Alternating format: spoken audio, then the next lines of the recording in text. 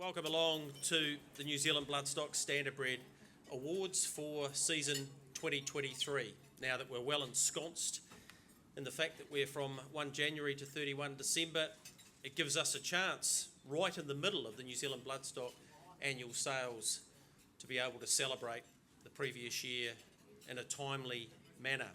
You've just seen some of the great performances that we have seen across this nation of ours, from Cully's Delight winning our first Group 1 over a year ago now, the upset in the Rowe Cup of Love in the Port, Merlin's domination in the derbies, the remarkable return to form of Oscar Bonavina, some of the human performances out there, the end of her junior driver's career for Sarah O'Reilly, but what a way to go out. Blair Orange continues to march towards the 10 set by Dexter Dunn in terms of drivers' premiership. And Robert Dunn got his third premiership and shares it with his daughter-in-law, which is a pretty special thing for their family. So many of those moments we will get to reflect on today, but when you've got nearly 40 awards, you wouldn't want to be listening to me all night. So I'm lucky that alongside me I have second up after last year's debut, Nicole Sims. Nicole, great to have you as part of the presenting team here tonight, and when you see some of those videos, we've been absolutely blessed by some outstanding performances. We absolutely have, Greg, and thank you so much for inviting me back. I'm stoked to be here. I've loved being part of the Harness Code this year once again, and just those special memories. It gives you spine tingles watching them all, and so many to narrow down if you were to choose a highlight. I think it's pretty special and just a really good buzz for the industry at the moment, so a pleasure to be here. Thanks, Greg. All right, we need to explain how tonight's going to go. Before I do that, we do have to run through the evacuation procedure. There's a whole lot of words on this piece of paper, but I'm going to give you a little bit of advice. If it starts rocking, start running. Or get under those tables, because they're pretty solid too. No, we have the right people scattered around the room who'll be able to help you if indeed we do run into that situation. So just be aware of it, and they'll certainly give you the right piece of information to get you out of the building safely. A couple of things from our catering team as well. There's no Spate cider tonight, but we replaced that with a Zephyr cider. They tell me it's passion fruit, and apparently it's pretty nice. The Emerson Hazy Pale Ale is unavailable as well, but that's been replaced by a Panhead Supercharger. If you've had a crack at one of those, they're pretty good. Don't have a crack at 10 of them. It's not so good. So that's from the catering team. We've got a big crowd here tonight, and I think the decision to move the awards to the middle of the sales has been, I suppose, controversial for some people, but at the end of the day, to have over 300 here to celebrate our wonderful sport, I think is a reflection that it might just be in the right place. Because we have so many awards tonight, we don't have the opportunity for everyone to speak, and as was the case last year, through the age group awards, the owners, the breeders and the like, we do have Paul Campbell here tonight, who's going to do a whole lot of Facebook interviews for us out the back, but we can't interview everyone. We apologise for that, but when you see the number of awards we've got to get through, I'm sure you will understand. Once we get to the mega awards, if you like, obviously we do get an opportunity to do that. Nicole, if some of the people in here are going to be recipients tonight of an award, what do they need to do? It's really simple, Greg. We've got 3 ways you can come up to the stage. Either the ramp, we've got 2 steps on the side here, and then if you can exit this way, because then you can head straight out to the foyer for photos and also a catch up with Paul Campbell, who's posting content on the Facebook page. So yeah, just come up any way you like. And good luck to everyone. Well, it's nice to have that, because every other time we've said come up left, move out right, or come up the middle, move out either side, you do completely the opposite anyway. So, just come up any way you want and make sure you leave that way is pretty much how it's going to work. All right, we're about ready to... We want to introduce the band. We're very lucky again this year. Yep. Acoustic Solution are joining us again this year, so we thank them so much. And they'll be playing in our breaks, and they'll also be playing afterwards as well for everyone on the dance floor. We've also got a lucky draw, and we do have a best dressed man and woman. So you're all looking very sharp tonight. That will be drawn just after dinner, and the lucky draw, that'll be after dessert tonight. So stay tuned for that. All right, a lot to get through. If you're a sponsor this evening, once we announce your award, if you can just make your way up to Nicole's right and grab the award, come up on the stage and present it to the lucky recipient. I think that's all of the homework. I'm pretty sure. Should we get going, Greg? Well, let's get straight into it Okay. with the first of our awards tonight. It is the Emblems New Zealand 2-year-old trotting filly of the year, Courtney Buchanan, who's done a lot of the work to set tonight up. Thank you, Courtney, for coming forward representing Emblems. They have provided us with all the trophies for this evening. The contenders for the Emblems 2-year-old trotting filly of the year are Empire City, who won 4 of her 6 starts and over 100,000, including the Ace of Hearts. The race winner High Step, Judy J, the same, and she was second in the 2-year-old fillies Classique. Lucky Mum, who won a race and was second in the Ace of Hearts, and Princess Sadie, who was multiple placed at group level, including a third in the Ace of Hearts. The winner of the Emblems New Zealand 2-year-old trotting filly of the year is Empire City.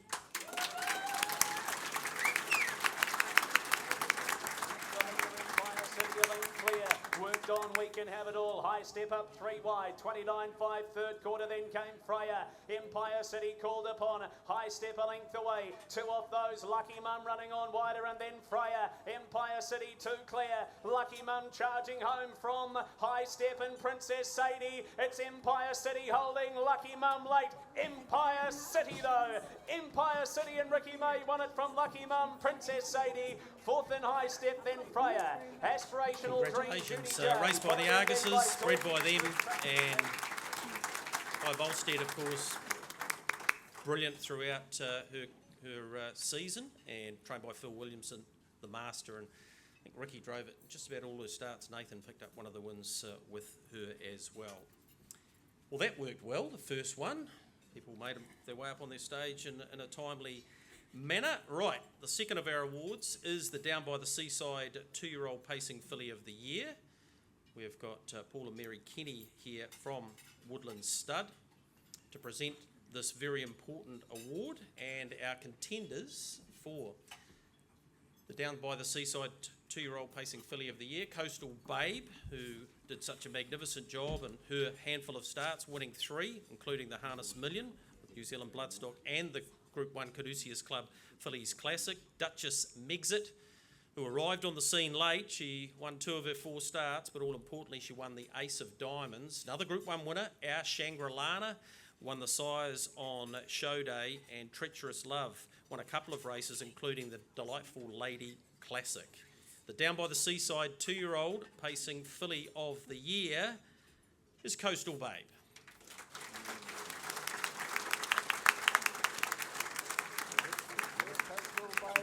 Dreamer, out wide Ultimate Racy Girl, Treacherous Love now for the HR Fiskin, passing lane, Featherback is Kiss, Seaside Rose, Arcatea's right down the outside, Treacherous Baby, nowhere to go, in front is going to be Coastal Babe, trying hard Ultimate Racy Girl, and down the outside Arcatea, but Coastal Babe, she's a brilliant filly, and she's got a Group 1 Caduceus Club Fillies Classic to prove it. And of course, she took out the New Zealand Bloodstock Harness Million the second time as a 3-year-old, only on Friday night, trained by the man with the man bun, Stephen Reid, which is now synonymous with the Harness Million wins. Looks fan. He's won back-to-back of those, and Jamie's here as well. Great to have you here, mate, and nice to have you racing a horse with the Reid man. It's been fun to watch, and thank you to our team from Woodlands, of course, by Down by the Seaside, appropriate. They sponsored that award. Yeah, it worked out beautiful there, didn't it? And great to see that man bun as well. Out there for a photo there, Stephen Reid. We'll move on to the 2-year-old trotting colt or gelding of the year. This is presented by Nick Clarkson Signs. For all your signage needs, we'll take a look at the contenders for this award. Bring on the muscle for the Barons, 2 from 6, including a third at Group 1 level. Head 'em up, a Group 3 winner of the New Zealand Trotting Stakes, winning 2 from 5 in the campaign. Paramount Kiwi, a listed winner of the 2-year-old Trotting Harness Millions, The Merc for Caleb Bublitz, 1 from 5 in terms of wins, but Group 1, Group 3 and listed placed. And Tyrone Eros, 2 wins from 4 starts, including a Group 1 win in the Ace of Clubs and a second in the Group 2 Sires Stakes Trotting Championship. And the winner of the 2-year-old trotting colt or gelding of the year is Tyrone Eros.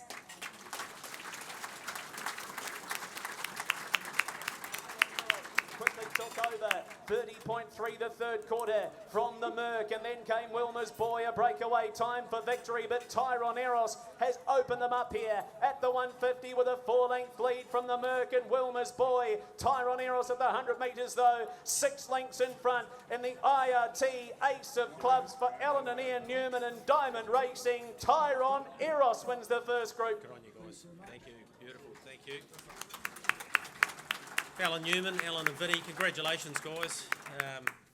Terrific performance to win that race, obviously trained by the Duns and Johnny doing the steering, so excellent addition of that Group 1, of course, on Grand Prix Day. And we've just got to wait, don't we, Greg? We do. Because we've actually got a special presenter for our next award as well. We've got to invite Alan Newman back, so He's got to come and do whether the he can next come award. back before he has to go and get his photo. Vinny's going to do it for him. Vinny's going to do it. There Yep. we are. Perfect. That works out brilliantly. All right, so we'll press on to our next award, the 2-year-old pacing colt or gelding of the year, and the contenders are Chase a Dream, 4 from 6, including a win in the Group 1 New Zealand Sires Stakes final. Cold Chisel, 4 from 7, a Group 2 Young Guns final winner and a listed 2-year-old Harness Millions winner. Vesim, 5 wins from the 9 starts for the season, including feature wins in the Diamond Creek 2-year-old Classic and the Kindergarten Stakes. And We Walk by Faith, the winner of 3 from 6, the Group 1 Ace of Spades winner. And this year's winner of the 2-year-old pacing colt or gelding of the year is Chase a Dream.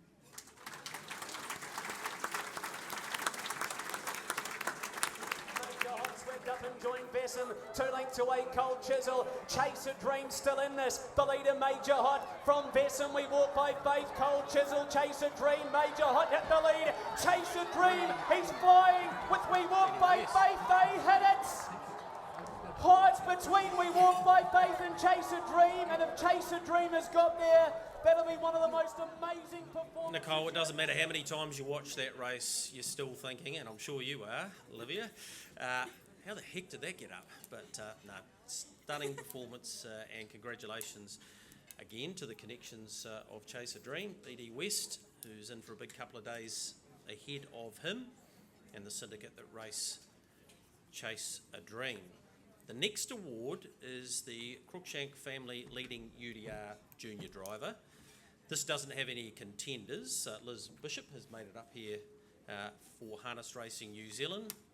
There's a sum of money donated to the winner of this award each and every year. The Cruikshank family leading UDR junior driver of the year is Carter Dalgetty.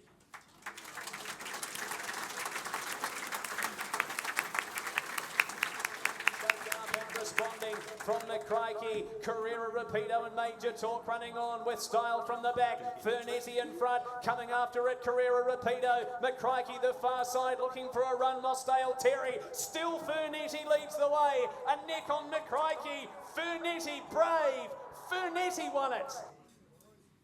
Yes, Fernetti did win that, and there was a bit of noise that night as well, the whole group of friends of yours involved, but let's talk about your strike rate, because 45 from about 245 drives in anyone's book, that's right up there.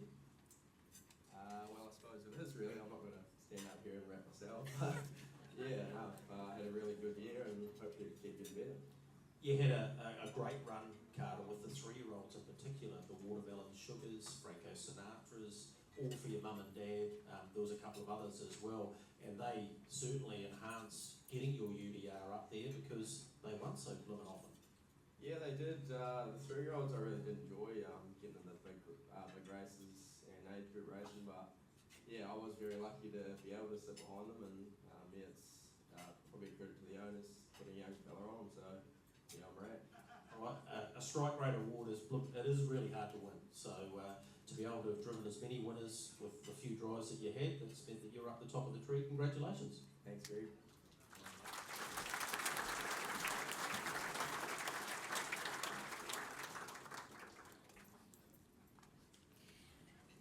Our next award is the 3-year-old Trotting Filly of the Year, and we welcome to present this award Thomas Patterson from the Commodore for all your accommodation needs in Christchurch.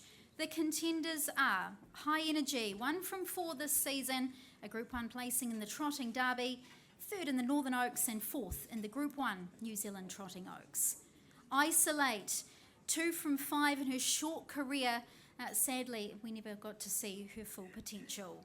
Mel Zadell, 3 wins for the Hackett-Wallace team this season, including a 2nd at Group 1 level in the Trotting Derby. Sunny's sister, Jill Derby and Oaks winner, both here at Addington. And Walking on Sunshine, 3 from 10, a Group 3 victory in the Northern Trotting Oaks and multiple group placings during the season. And this year's winner of the 3-year-old Trotting Filly of the Year is Sunny's sister.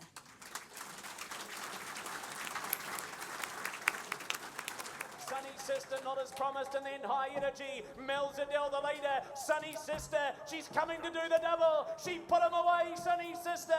Drew 2.5 lengths clear from Mel Zadell. It's Sunny's sister, though, for the King of the North, New Zealand Trotting Derby. She bags the double. The Oaks into the Derby. Sunny's sister won it.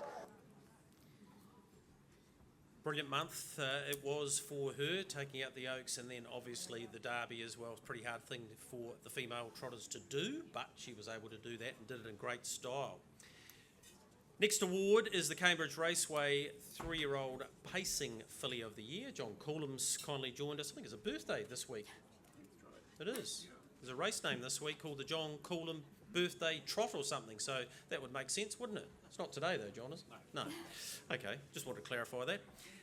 We now need to have a look at the contenders for the 3-year-old Pacing Filly of the Year. Artie by the Seaside, who of course took out the Oaks and won 5 of her 10 starts and over 150,000. Mantra Blue, who made a big impression in just 7 starts. The 4 wins, was 2nd in that Oaks and in the Neville final. Millwood Nike, who never got beaten. 9 from 9 and over 360,000 for her. And Treacherous Gal, who won 5 of her 11 starts, including for Regan Todd in particular, that very special Southland Oaks final. I think we know who deserves to be the 3-year-old Pacing Filly of the Year with Cambridge Raceway. Her name is Millwood Nike.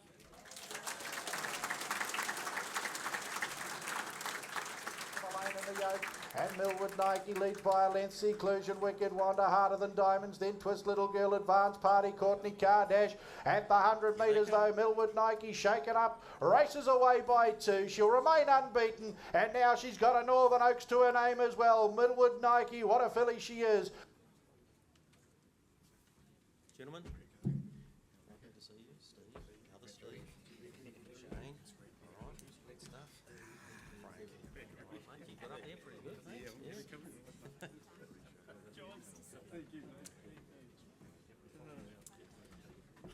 Been a heck of a ride for those gentlemen, the Steve, Shane, Frank, and of course Bruce, who's in the ownership as well. Congratulations to them. Dunstan Horse Feeds 3-year-old trotting colt or gelding of the year is next. Christy Hill, she's here. She's coming forward to present the award on behalf of Dunstan, of course, for all your horse feed needs. The contenders for the Dunstan Horse Feeds 3-year-old trotting colt or gelding, Bet and Win, who was the winner of 3 of his 10 starts, including the very important box seat Hot to Trot final, sponsored by the box seat, if you didn't know. Confessional, trained by the master Paul Nairn, was the winner of the Sire Stakes at Group 2 level. 5 o'clock Jerry, who won on a couple of occasions and over $40,000. Love Me Too, who won the Northern Trotting Derby, and Missile, who won 4 of 11 starts. 3-year-old trotting colt or gelding with Dunstan horse feeds does go to Love Me Too.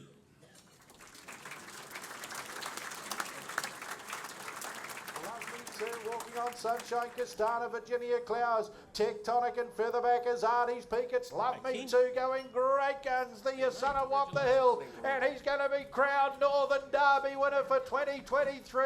A superb win, second over Walking on Sunshine. She nearly made it the Oaks Derby. So great to have Ken Brecken here representing the connections of Love Me Too, because of course Brecken Farms bred Love Me Too.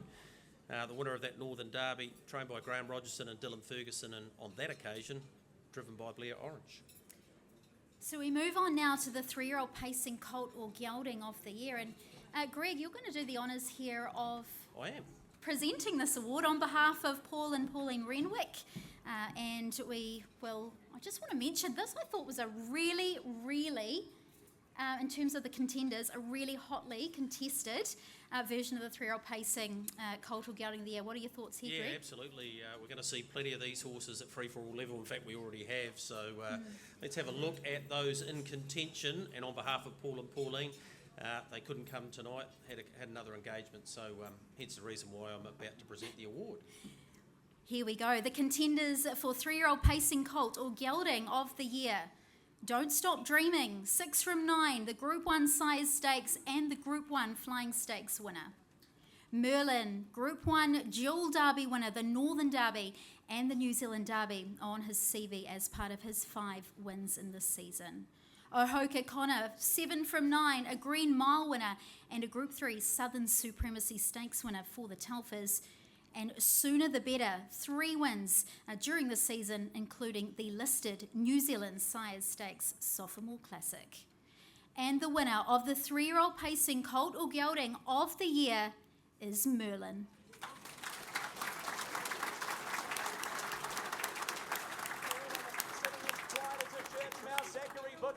Leads at a length on Don't Stop Dreaming. Ohoka Connor worked on. Then came Sooner the Better. 28 for third quarter.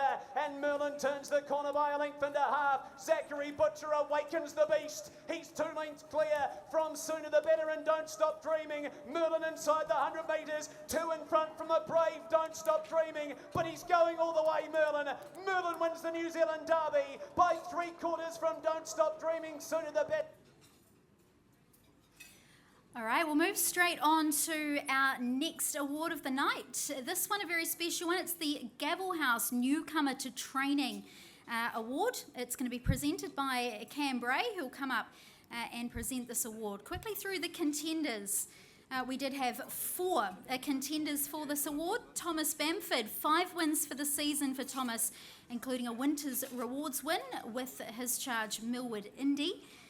Matthew White, 14 wins in his 3rd season of training, including a listed Harness Millions win at Addington here with Paramount Kiwi. Tyler Dew there, 12 wins for the season, with 5 of these now as a public trainer, a win with South Seas Rock on Invercargill Cup Day, and also a Winter Rewards win with Gronkowski. And Matthew Williamson, 18 winners for the season, with 63 minor placings, including a 4-time winner, the matriarch from his Oamaru base. And this year's winner of the Gavel House Newcomer to Training Award is Matthew Williamson.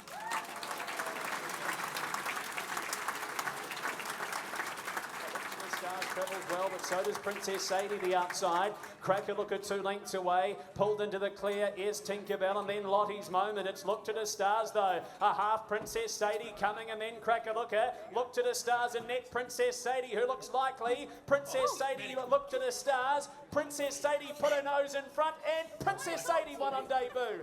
Princess Sadie beat Look to the Stars. Well, congratulations, Maddie. A great achievement. You're a very, very busy person. First of all, tell me, how do you juggle it all? Good wife. Yeah, Charlotte obviously runs a lot of it, so obviously a huge thanks to her. Obviously the kids especially, and the horse side of it too. She keeps the ball rolling when I'm not there. Has it always been an ambition to train? Obviously, such a successful driver from such a successful harness family. When did you sort of set your sights on training? Just sort of got probably thrust into it a wee bit with Jeff and Jude Knight finishing up. Their horses had to go somewhere, so they suggested me to take over them, and that's where it started. So I started off with about probably 5 of theirs and built from there. How many are you working at the moment, and who are some of the staff members behind the scenes other than Charlotte? Yeah, we've got about 20 there. That ranges from breaking into race team and all the rest of it. And we've got two full-time staff, Alana and Brooke, who's just started junior driving. And then we have Barry White, who's our farrier, and he comes a couple of days a week, and his partner Terea comes a lot as well. So, and then there's a lot of Klingons around the stables that, being at the track there, there's a lot of people come and chip away as well. So we're very blessed like that. We've got a lot of people there helping take off carts and gear up horses that aren't on the payroll. It's a big team effort. Well, they can all enjoy this win. Obviously, the Oamaru base, it's a pretty nice training centre there, isn't it? And I understand they've been pretty good to you and helping you set up there. Oh, yeah, definitely. Your track's groomed for you every day, and it's a beautiful surface. So, 1,400 metre track, or 1,200 metre track, I should say, to work on, and that it's very good facilities, and there's grass track there as well, of course, which we use a lot. So, we're very blessed with the facilities we have, so it gives us our best chance to get the horses going well, and half the time they do. So 18 wins in this season, but as I mentioned, so many minor placings, the stable, really running well. What have been some of the season highlights for you and why? Definitely just probably Princess Sadie. She was our one of 2 that we bought at the sale, so for her to go on and do a good job and racing the group racing and the races she's been in and race so sort of honourably like she has, she's been definitely a lift for the stable. So now we've just got to find more of them. And tell me about the owners behind the scenes, because you're setting up a lot of syndicates, and that's not an easy thing to do, but you do seem to be really getting the support. You must be really wrapped with that. Yeah, we've had a lot of luck that way. There's been a lot of people that have just knocked on the door as such and wanted to get involved with horses. So we've sort of been lucky that we've never had any real trouble of filling syndicates. And syndicates are a great thing in the sense of the costs these days are quite high. So it's not for everyone to be able to afford a horse themselves. So you can get a few mates in, and it's always good when you get a win. You got someone to share it with. So syndication's a good way to go. And just quickly, any advice out there for others that are wanting to give training a go? Find a good wife. Great advice. Congratulations. No, thank you.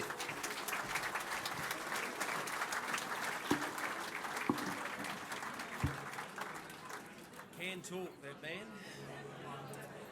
It helps when you can speak like that as well and spin a bit of a yarn, and M. Williamson can certainly do that, but he's doing a mighty fine job, and congratulations to him and Charlotte and the entire team there for what they are achieving. Mind you, they're from good stock, aren't they, Philip? 90% the mare, they say. Bev? Let's move on to the Garrard's Horse and Hound 4-year-old trotting mare of the year. Jan Payne has joined us from Garrard's. Garrard's such enormous supporters across Australasia. Yes, they run a big operation, but they get behind so many of our races here at Addington Raceway and around the country, and like I say, around Australasia. The contenders for the Garrard's Horse and Hound 4-year-old trotting mare of the year: American Muscle, the winner of 5 of her 19 starts and over $60,000. Double Delight, who won 3 of her 10 starts, but importantly, she was placed multiple times at group race level, including a 4th in the national trot. Eurostyle, who won 4 of 11 and over $40,000. Hidden Talent, who was 2nd in the Jasmine's Gift and 4th in the Trotting Mare's Handicap, won about $20,000. And Paramount Empress, who only had the 4 starts, never further back than 2nd, took out the Sire Stakes Age Trotters. The Garrard's Horse and Hound 4-year-old trotting mare of the year is Double Delight. Double Delight may get her nose in front of Congrazia Love. Liaison for the HR Fiskin passing lane. Kiwi Tricks in behind. Springbank Mason went for a gallop. Thanks, Double mate. Delight, Congrazia Love. Liaison back on the inside. Kiwi Tricks late. It's Double Delight though. She's digging in nicely tonight. Double Delight and the Iceman home. Trainer driven by Tony Hurley, of course, and Carter Getty representing the connections here tonight. Next award is the Brecon Farms 4-year-old pacing mare of the year. Kenneth is making his way forward. Thank you for the support, Ken. huge contributors to our industry through ownership, obviously through the Brecon Farms brand, who had about 34 yesterday at the sale. And the contenders for their award are Artie's Express, who won half her starts. That's 10 starts she had, including the Northern Breeders, and the Hannon Memorial, both at Group 3 level. Dance Till Dawn, who won 4 of her 18, including the Uncut Gems at listed level. Joe's Rock, who was 3rd in the Standardbred Breeders and 4th in the one we just had, actually, and won close to $40,000. And Lady of the Light, who won 5 of her 11 starts, including the Group 1 Queen of Hearts, and was 2nd in both the Northern Breeders and in the Group 1 Standardbred Breeders Stakes. The Brecon Farms 4-year-old pacing mare of the year. This will be popular. Lady of the Light.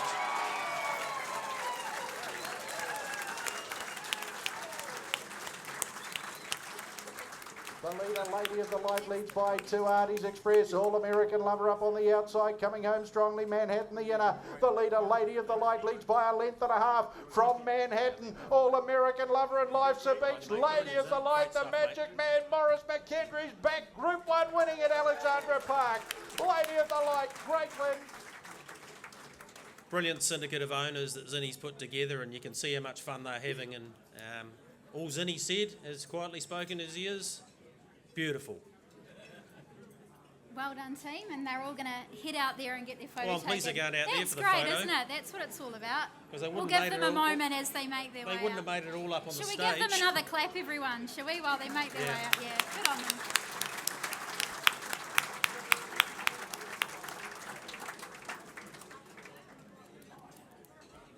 Who we got? Matt Markham. Hello, Matthew. Matt Markham of Trot Store. All right.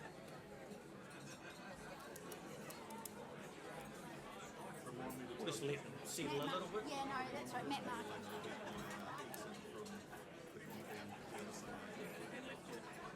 Left the, Well, she asked me to leave it here. so you left it upstairs. Oh, I should just open it. When you drive up. All When right. you drive straight through it. Yep. All right, we'll move on to the next of our awards tonight. This one is the Race Form 4-year-old Trotting Entire or Gelding of the Year, and we're joined by Matt Markham here, who's going to present this award.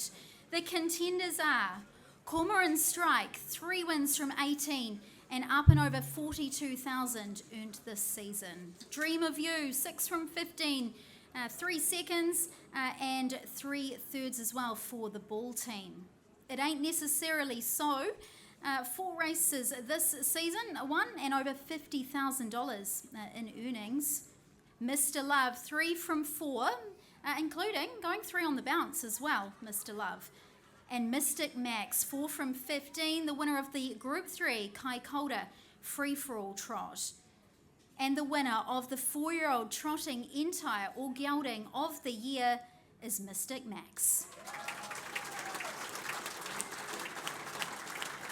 Max went to second. Harold Smith runs on 3D. Bosco Bonavina in a gallop. He's back trotting though, but he's 10 lengths off them. Turning for home, Artie by the hill. Far side, Mystic Max. Harold Smith running a race. The leader, Artie by the hill. Harold Smith to the roar of the locals. On the inside, Mystic Max coming after him. Then time up the hill and Oscar Bonavina. Mystic Max, Harold Smith, they had it. Mystic Max. Mystic Max won it. And we move on from the 4-year-old Trotting Enter of Gelding of the Year to the 4-year-old Pacing Entire of all Gelding, and Dave DeSoma comes up to present this award from HRNZ.co.nz, doing a wonderful job with all those stories as well there, keeping us all informed and entertained. Love your work. The contenders for the 4-year-old Pacing Entire or Gelding of the Year are as follows. Akuta, 5 from 13. Look, I can't read out all his wins, so I'm not going to. Fabulous effort yet again. Group 1 Auckland Cup and the Group 1 Taylor Mile winner. We've got Beach Ball, 4 from 20, a Group 3 Summer Cup winner, 6 times third placings, well 6 third placings anyway, in Group 1 and Group level races at the highest level Beach Ball. A great season for him.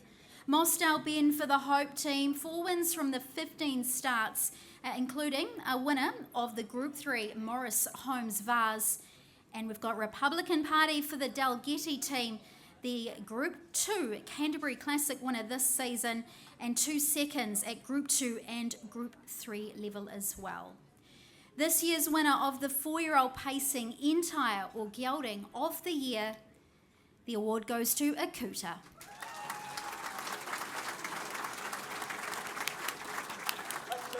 For home, eyeballing Kango. 2 lengths away, Self-Assured presented. Back to the far side, got you covered. Republican Party runs on. Akuta took over from Kango. Republican Party descending wider out from Self-Assured. It's Akuta in front, 1.5 lengths clear. Republican Party running a cheeky race from Kango. But it's Akuta with the spirit of Dobby right alongside, wins the flying.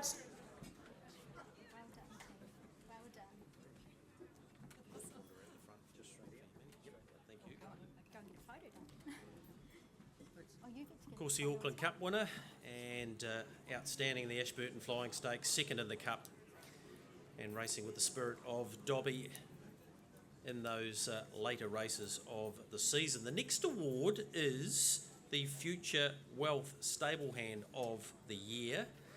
Matt Golding is from Future Wealth, and if you want to increase your wealth, Matt's your man. He's from the famous Harness family, Golding family. Well, Stevie says he's famous anyway back in his day. Now, the Stablehand of the Year is nominated, or people nominate who they would like to be the Stablehand of the Year. I think there was about 10 nominations, so we had to narrow it down. The finalists for the Future Wealth Stablehand of the Year: Daniel Anderson, who was nominated by Brett and Gina Gray; Olivia King, nominated by Wayne McEwen; Jack Joyce, nominated by Brent and Tim White; and Zara Power, nominated by Paul Kerr. The winner of this award is not here this evening because of his commitment to the stable. His bosses have come up here for the yearling sales, and this is what they said about the recipient of the award. He's been with them since March of 2023. Now you know it's a he, probably gave that away. His drive, determination and passion for the game is next level. A young man that has a huge passion for the horses, and he's been lucky enough to win on one of our horses on a couple of occasions. His reliability, work ethic and humour cannot be faulted. He is an absolute deserved winner of this award. He's not here. Kieran Tomlinson's going to come up and accept it on his behalf, but we send our team out. No, you can come up, Kieran. Go for your life. Sorry, I could just see you jumping out of the gates there very quickly. We do have a video to play, which is about Daniel, so you can learn a little bit more about him.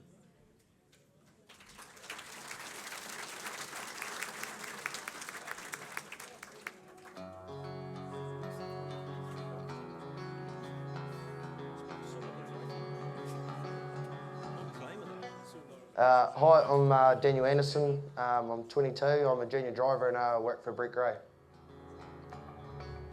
Well, I always grew up around horses, growing up with the thoroughbreds. My auntie's still a trainer now, and my grandfather was a trainer too. So I grew up sort of helping them, but then I sort of left school at 16, didn't know what I wanted to do, and then my mum, I think, got a phone call from Kirk Larson. He was looking for a stable hand, and I was left school, so yeah, I went there, and yeah, I've been in the game ever since. Yeah, as soon as I had my first fast work drive, I was sort of hooked, so yeah, I just kept progressing and eventually got my junior's licence, which was good. And then the job popped up here, so it was a chance to work in a bigger stable. So yeah, I've been here since February, and now I've been getting great opportunities here, which is, Brett's been pretty good to me, and Gina for the Smokos as well, so that's been pretty good. Front, Julie Jacker, Hidden Talent is flying home, but Julie Jacker pitched the march at once. Julie Jacker beat Hidden Talent. On Julie Jacker a couple of weeks ago when I beat Hidden Talent, that was pretty cool. So yeah, she went absolutely awesome that day, and it was pretty good to beat the goat too. So you don't get to do that very often in Southland. So yeah, that was pretty good. Thanks, Kieran. And the GOAT being Nathan Williamson, of course, if you didn't know that. Like he would love me singing that out as loud as I possibly could. Thank you, Kieran, for accepting that, and I'm sure you'll pass it on to a likeable fella who drove 4 winners last season, including Julie Jacker on a couple of occasions. All right, back to our age group awards, and this time it's the 5-year-old trotting mare of the year. And we welcome up Andrew Grierson to present this award on behalf of Woodland Stud and one of their supersize, that being What the Hell. The contenders for the 5-year-old trotting mare of the year are as follows. I Dream of Jeannie, 2 from 18, multiple group placings on her CV this season. Resolve, 4 from 20, 3 times a Group 3 winner and a Group 2 winner of the Trotting Mares Championship. Rosie for Joe Stevens, winner of the Group 3 Northern Breeders' Stakes. Of course, a very significant win for Joe as well, her first black type victory. Sacred Mountain, the Nikki Chilcott runner, placings at Group 2 and Group 3 level, 2 wins from 16, those placings throughout the season. And we've got Time Up the Hill as well, 4 from 23, a winner of the Group 3 Heather Williams Memorial, and multiple group placed. The winner of this year's 5-year-old trotting mare of the year is Resolve. Muscle Bank put a gap in them. 29 third quarter leads by 4 lengths. I Dream of Jeannie chasing hard, no run hidden talent. Wide out then is Resolve. Muscle Bank by 3. Resolve chasing hard outside of I Dream of Jeannie. Muscle Bank at the 150. 3 in front from Resolve and I Dream of Jeannie. Muscle Bank holding. Resolve will have one last dive. Muscle Bank needs the line. Resolve is coming. She's flying. She'll get up. There's 400 for Paul Meehan. Resolve won it and beat home Muscle Bank. 3rd in I Dream of Jeannie. 4th across Hidden Talent. That was some run from the... So we now take you on to the 5-year-old Pacing Mare of the Year award, and we welcome up Cran and Chrissy Dalgetty, who sponsor this award. It's the Kentuckiana Lodge Award. The contenders for this are Kelly's Delight, the Group 1 New Zealand Standardbred Breeders' Stakes winner. Folklore, 3 from 11, the Johnny Cox runner, her feature win in the Group 2 Premier Mares Championship. Life's a Beach, 2 from 21, 2nd in the Group 1 Queen of Hearts, and placed in group and listed races throughout the season. And Manhattan, a listed New Zealand Sires Stakes Southern Mares Classic winner, 2nd in the Uncut Gems Classic, also a listed race, and 3rd in the Group 1 Queen of Hearts, with also a Group 3 placing. This year's winner of the Kentuckiana Lodge 5-year-old Pacing Mare of the Year, it goes to Manhattan.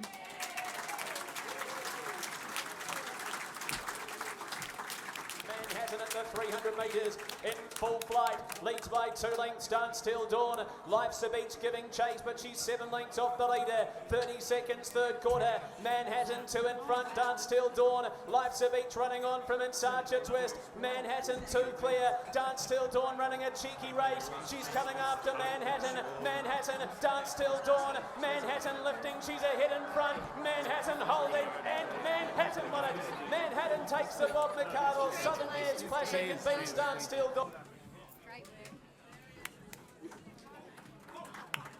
Another group that can make a bit of noise, I can guarantee you that. And I think Cran Dalgetty's having a crack at that best dress. Maybe he thought it was a shoe competition, because if you get a chance to spot them, they're up there.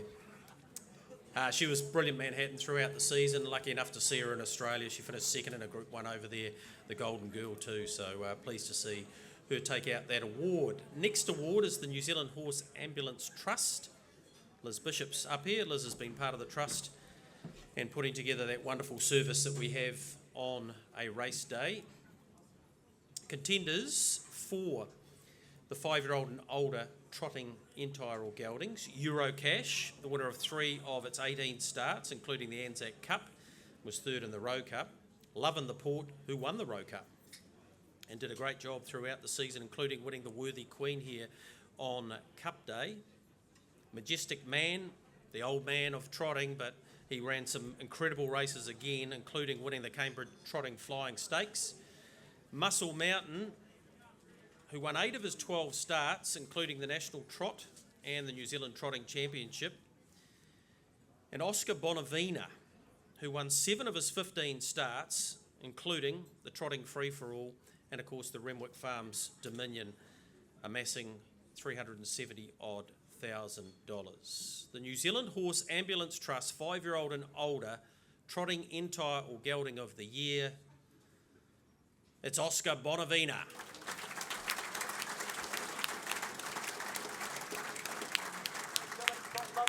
Time up the hill, Resolve came up 3 wide, then Oscar Bonavina, who's going for an inside run. Majestic Man the leader, Oscar Bonavina 3 lengths away, revving up, then Resolve. Majestic Man, Oscar Bonavina leading, rip up the lane. Oscar Bonavina dives through for another Group 1 win. Oscar Bonavina won the free-for-all. And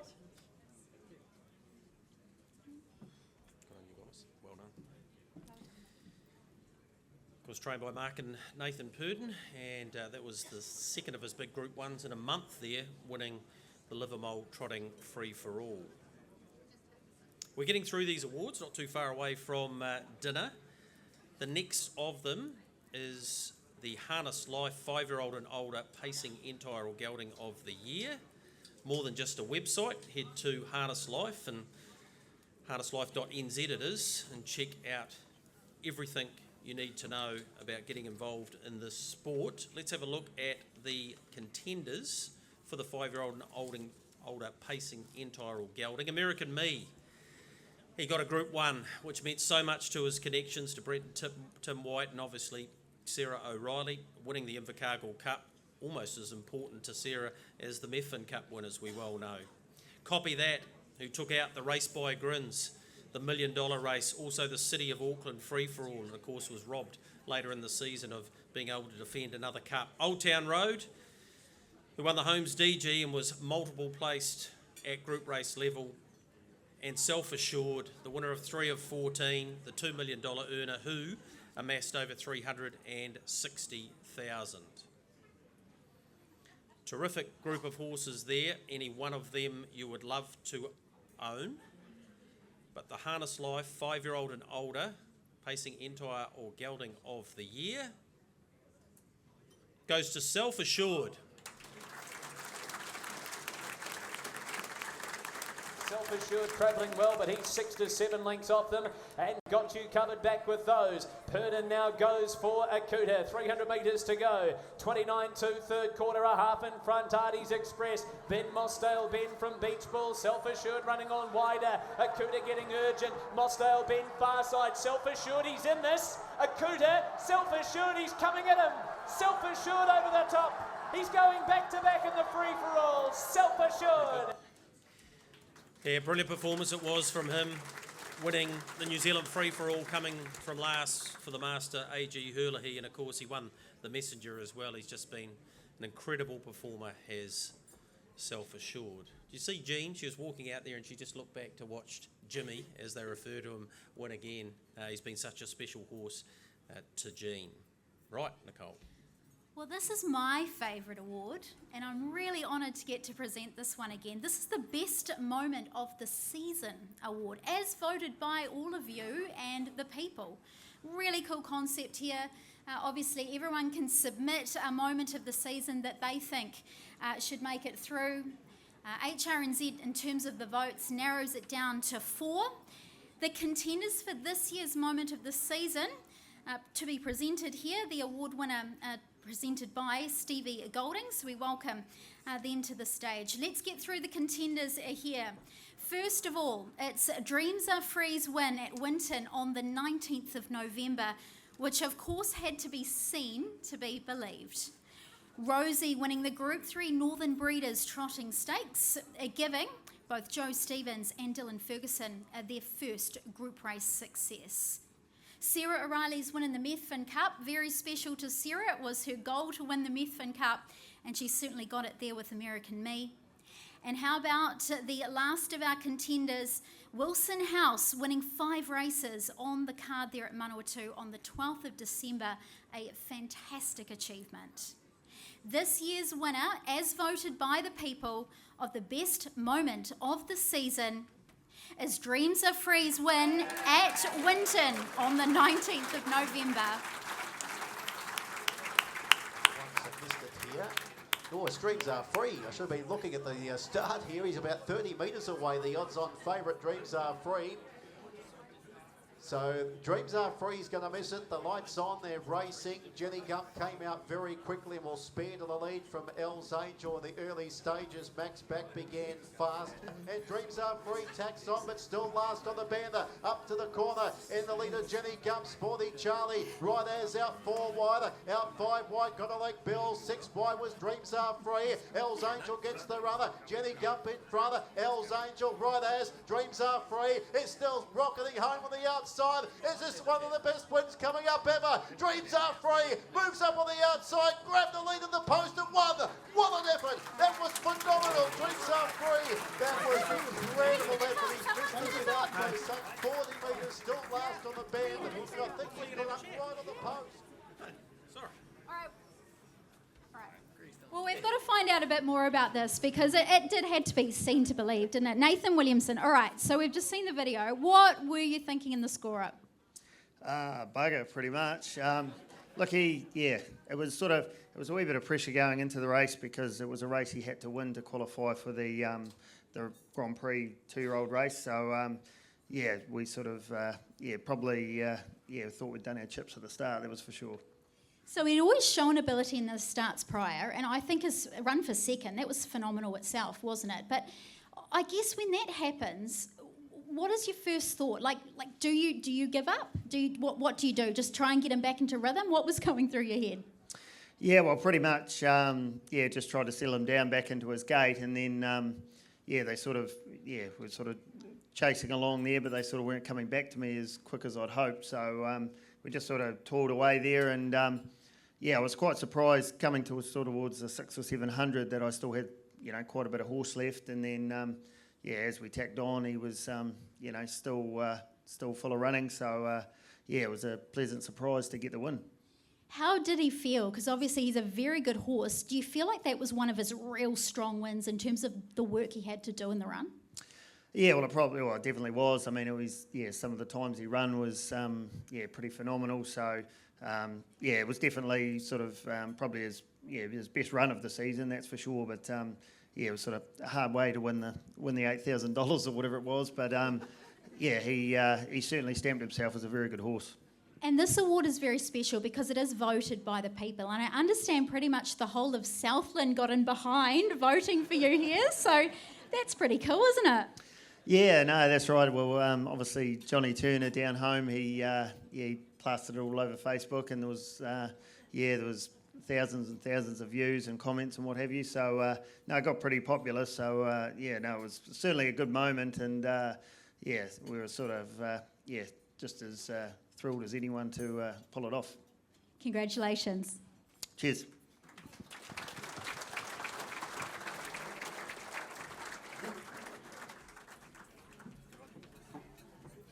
That's it, isn't it? Segment 1. Yeah, that's us. We're down for the first half of the show. Hopefully you'll enjoy your meal. I'm sure you will. We'll have Acoustic Solution probably play. We are. Yes, there they go. Our star band of the evening. And we'll see you back in about an hour and get into the remainder of the awards. Enjoy your meal. New Zealand Bloodstock Harness Awards 2023. Hope you enjoyed your meal, and we need to get into the next 5 or 6 awards, then we'll have some dessert, and then we will complete the awards night with the biggest awards of all, of course, the Trotter Pacer and ultimately Horse of the Year. You're listening, Donna, that's good. That's good, you're my number 1 pupil at the moment. Your daughter doesn't, oh no, I won't say that. She's just sat down. Thank you, Jenna. We decided to have a best dressed competition tonight, and I think Nicole's got the results there. I sure do. Thanks everyone for dressing up. Great work. And I'd like to introduce to the stage Courtney Buchanan and Pauline Patulo. Now Pauline in the lovely blue dress has been scouting around the area. Pauline, multiple winner of Fashion in the Field, fashionista, as I'm allowed to introduce her. And she's come up with both our best dressed man and our best dressed lady for the evening. So we'll get straight to the business. Our best dressed man is Steve Byrne.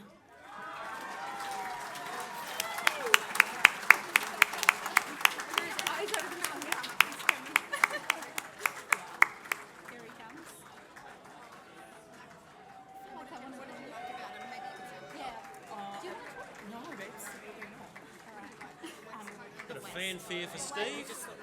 Shaking a few hands on his way up here. Celebrity status.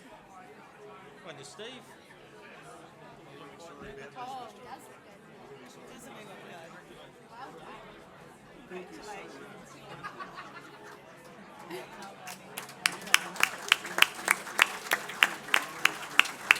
So congratulations to you, Steve. Really rocking the waistcoat and the bow tie. Well done. Great work. All right, we'll move on to our best dressed lady. And tonight, that award goes to Georgia Goodman. Where is she? Where is she?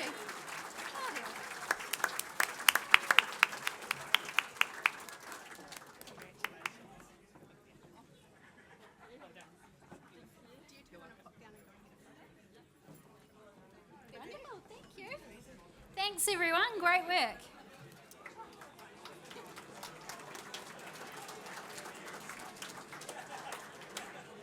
Okay, next of our awards is the Hero Outstanding Contribution to Life After Racing. Georgie Bolton is coming forward from HRNZ. Hero is a rehoming and re-educating program designed to showcase the standardbred to the wider equine industry. The recipient is a stalwart of the standardbred rehoming scene. This person has been rehoming standardbreds in the Canterbury region for more than 3 decades. She's rehomed over 1,250 standardbreds during this time. Horses have gone on to be anything from a loving paddock mate to national champions, and this person has developed a fantastic reputation as a reliable and honest rehomer. In more recent years, her daughter's been a massive part of the operation. Together they are actively transitioning a huge number of standardbreds every year from racing to a ridden career. Please welcome up our recipient of the Hero Outstanding Contribution to Life After Racing, Michelle Morrison.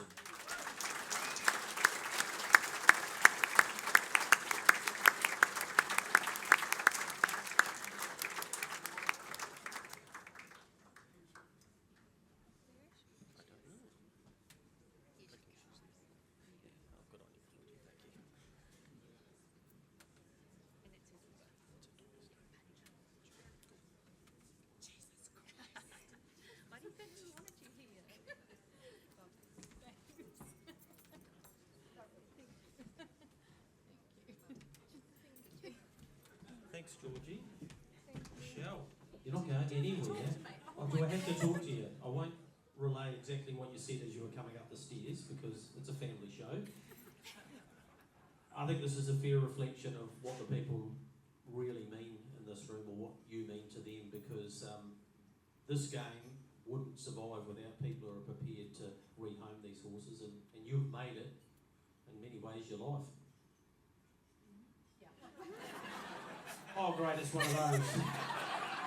This is going well. Paige, come over here, Paige. I think we're kind of... No, I'm not going to say a better recipient, but tell me about what Mum's done and why you're involved. Well,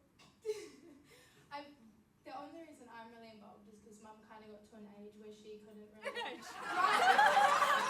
This is going really well now. She couldn't, it's a bit hard saddle breaking them and doing all that. You kind of have to have a younger...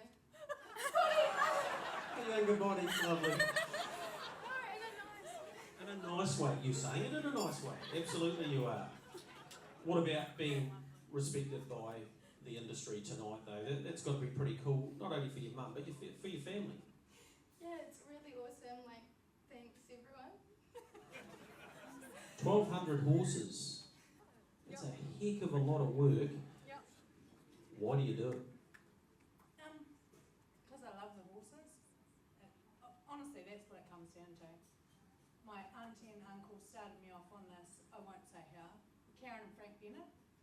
I used to work with them, live with them, and I had a favourite horse and it went out in a particular paddock one day and I came and I said, where's that horse gone? And they said, it's in that paddock. And I said, right, okay.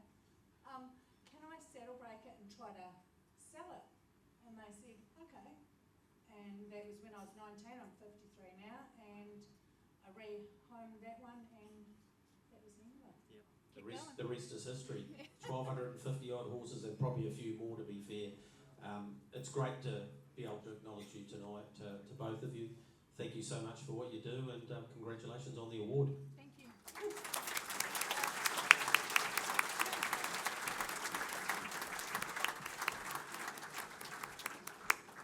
That wasn't so bad. Hey, Sarah. One of my favourite interviews of all time, Sarah O'Reilly. She's got a lot better, just like they did as the interview went along. Right. Speaking of young people in the game, Nicole, we come now to the TAB Cadet of the Year. So what we're going to do here is the four that got into the Cadet of the Year: Crystal Hackett, the Northern Regional winner; Carter Dalgetty, who was the Canterbury Regional winner; Georgia Goodman, the Southern Regional winner; and Wilson House was the next highest score nationwide.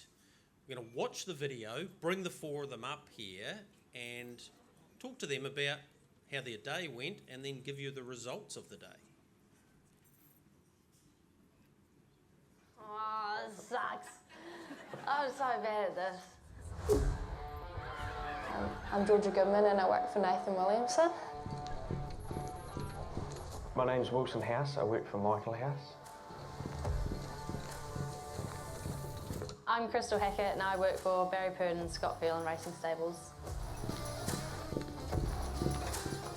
I'm Carter Dalgetty and I work for Cran and Christina Dalgetty.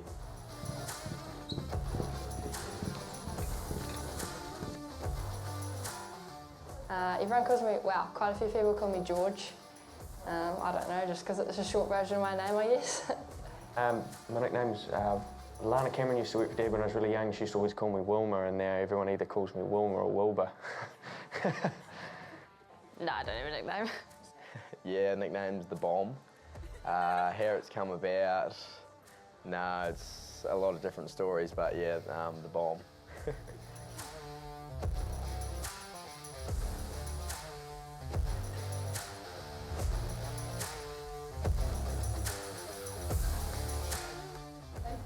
To get my junior driver's licence and maybe train a few winners in the future as well. I'd like to finish the season on 35 wins this season, I think. Yeah. My goals in harness racing would be to be the best driver I can be and complete my junior years successfully. My one goal would be to win the New Zealand Cup. It's a race that I've grown up watching legends win and a lot of my family, so if I could tick that off one day, I'd be stoked. Awesome. Keep going. I'm puffing.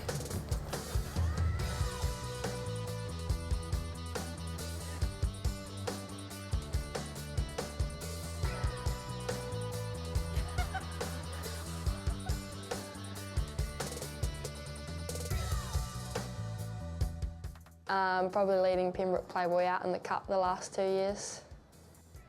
My favourite moment at the moment would have to be Styx Jules' maiden win at Rangiora. It was long awaited. I think driving 4 winners in one night at Cambridge Raceway would have to be pretty up there in my most memorable moment.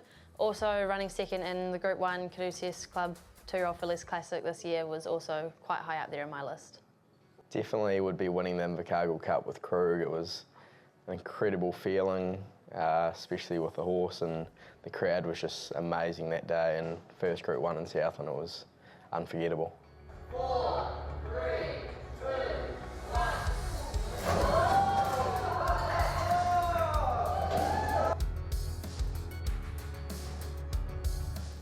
It's a tricky question, isn't it? Because girls can do anything. I suppose anyone can win it. Because you've got to be in it to win it, so everyone has their chance, and hopefully this is my year. Don't know why I could win. Right, I can win it because hopefully I've got a slight head start from last year, but from so far what we've done, it's all completely different, so who knows how I'm going to pull this off.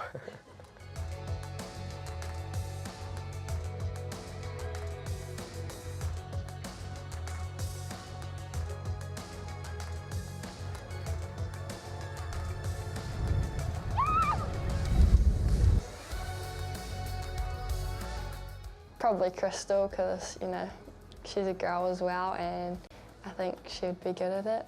I think Wilson, he's a very sly dog and very knowledgeable. I think he's going to be a good chance this year.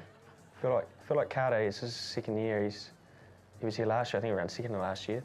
I'd say definitely both of the girls, they seem to have a lot of brains. Me and Wilson, we sort of need to get going a bit, but yeah, the girls look pretty sharp.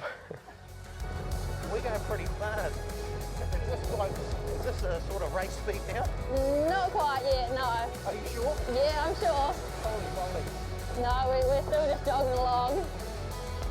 Crystal, thank you so much for your time. But this should be race speed. Holy moly! Crikey! Oh, shit. Jeepers. Let's welcome them up on the stage. Crystal Hackett, Carter Delgetti, Georgia Goodman and Wilson House. Jess Innes is going to come forward from... Oh, no, Cam's here. Cam Rogers rocked in. Beautiful, Cam, if you'd like to come up with the presentations. CEO of Entain, of course, for New Zealand. Well, well, well. Fancy you stepping beside me. After watching that, I can't wait for some of your answers. Wilson, that means you're right up there. First of all, congratulations on making the Cadet of the Year. We run it on the Young Farmer sort of series, and it looked like you were having a whole lot of fun there. No, look, it's a great evening, and thank you to everyone that helped make it happen. We're going to announce the winners very shortly. You didn't give yourself much of a chance, did you? I don't know, I didn't want to think too much about it. I'd say by some of your answers, you didn't think too much about it. I'm going to leave that there, Georgia. Congratulations on making the Cadet of the Year. It was obviously a great occasion for you guys to be at, a whole lot of fun. What was the most enjoyable experience? Probably when we went rock climbing afterwards. It was pretty funny. That was afterwards. Okay, what about some of the events though? What was something that you excelled in? Okay, that's going well. You work for the GOAT, what's he taught you? Everything. I expected that answer. Right, Nicole, are you going to ask a couple of questions of the bomb? Let's start with him. Yeah, I kind of want to know where that's come from, but hey, yeah. Yeah, no, as I said in the interview, asked a lot of different people, you'll probably get different answers. All right, so you were runner-up last year. Did you set yourself some goals through the challenges? Yeah, well, try and win them all really, but they were a lot of fun and completely different, I would say, so I did some things I thought I'd never do in my life. All right, what were they? Come on, just a few. We're really interested here. Dressing up as a unicorn. That would have to be the main one, but jumping off the ledges at the rock climbing was pretty different as well.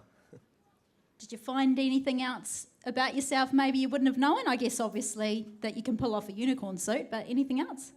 Bouncing on those little ball machines was pretty good fun as well. You look to have a really good style going there as well, Carter.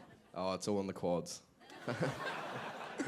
All right, Crystal, obviously it's great fun, isn't it? And it's great team building, isn't it? Getting to actually come together with drivers from around the country and take part of these tasks. Yeah, it was. It was a great day, and you don't get to spend much time outside of the races with these guys, so it was a great day in that sense as well. And what were your highlights in terms of the tasks to do? Sort of all of it, but I did enjoy the dual sulky. What did you like about it? Well, we did the first lap slow, and then I was able to put a bit of speed on, so it was a bit of fun. And tell me, how did Moati react? Fair to say he shit himself. Fair enough, fair enough. We'll leave that to the experts, eh? Yeah, exactly. All right, awesome work. Okay, we need to get on with announcing.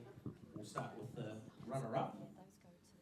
The runner-up in the TAB Cadet of the Year goes to Wilson House.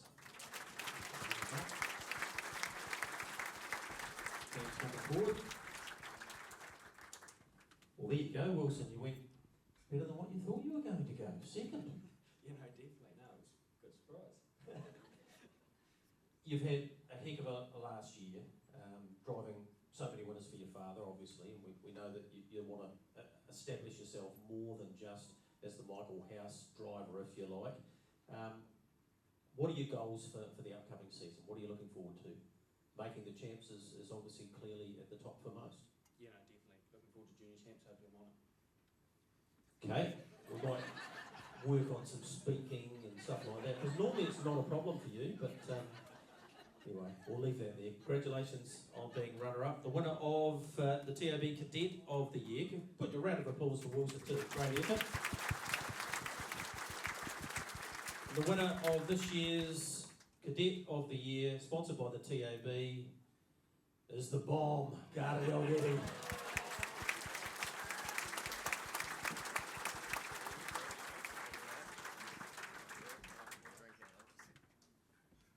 Is this me as well, Nicole? You come up here, Carter. Congratulations, mate. One better than last year, I think it was. So well done to you. What do you think stood you out? What made you? And I'm not too sure where the points ended up, but this will be an interesting answer. You ask silly questions, we get a silly answer. I ask your father quite often, and I often get a silly answer, so I'm looking forward to this. Well, as I've said before, I can't give myself a rap, so I love that rock climbing. That was a lot of fun, something you'd never do, and yeah, I thought that was a lot of fun for a little shorty, so it was good. I'm sure you want to thank the people who put it on, because it's been, a great innovation for the juniors to strive to make this series and then to become the Cadet of the Year. It's a pretty special thing. Oh, big time, yeah. Like, we do a lot of work all throughout the year with Canterbury, Natalie and Georgie and everyone else that does it, but it's something you sort of want to get in and do it and then get out, but to make the final, yeah, it's pretty cool as well. Honesty's always the best policy, mate, and you've just been as honest as you possibly can be there.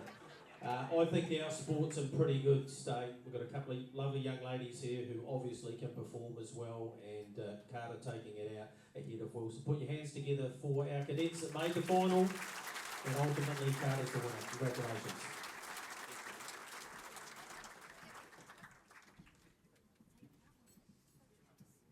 Well, it was a bit of fun. The next set of awards are the breeding awards. The finalists in these are selected using data.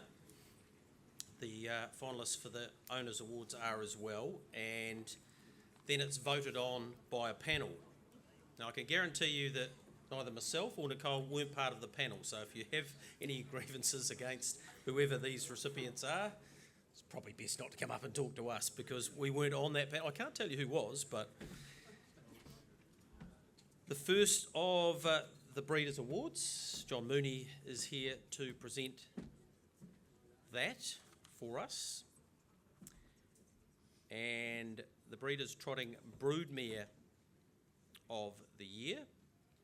The contenders are Habibdi, Liberty City, Love Your Doozy, Now's the Moment, and Paramount Faith. The winner of the Breeders' Trotting Broodmare of the Year is Now's the Moment.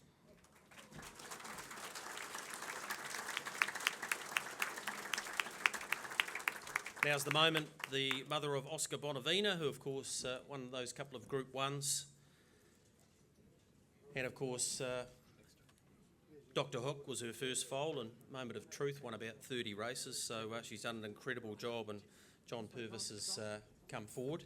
John Mooney's going to stay up here, so John, if you'd like to wait for him out there for your photo, we'll just ship you out there until John's done the 3 breeding awards, of which Nicole's doing the next one. Oh, yes, I sure am. So, yes, we move on to the Pacing Broodmare of the Year. And thanks, John, for sticking around and presenting this one for us. We'll take a look at the contenders for this year. Adored to Our Dreams, Imaginary Bet, Lively Nights, Star of Venus, and Start Dreaming.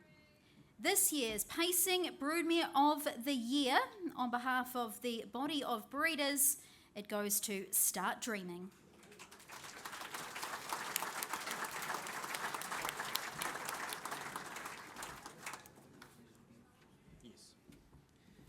So Start Dreaming, of course, mother of Don't Stop Dreaming, and dreams are free.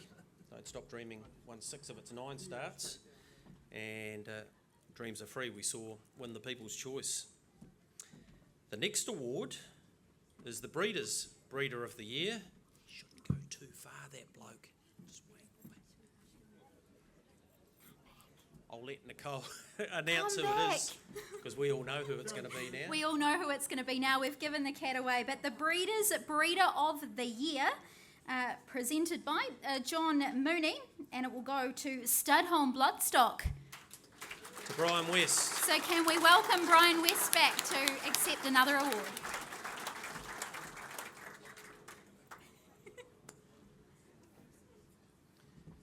Sorry, Brian, we couldn't Sorry, we've hold given you up a bit here. of extra walking there.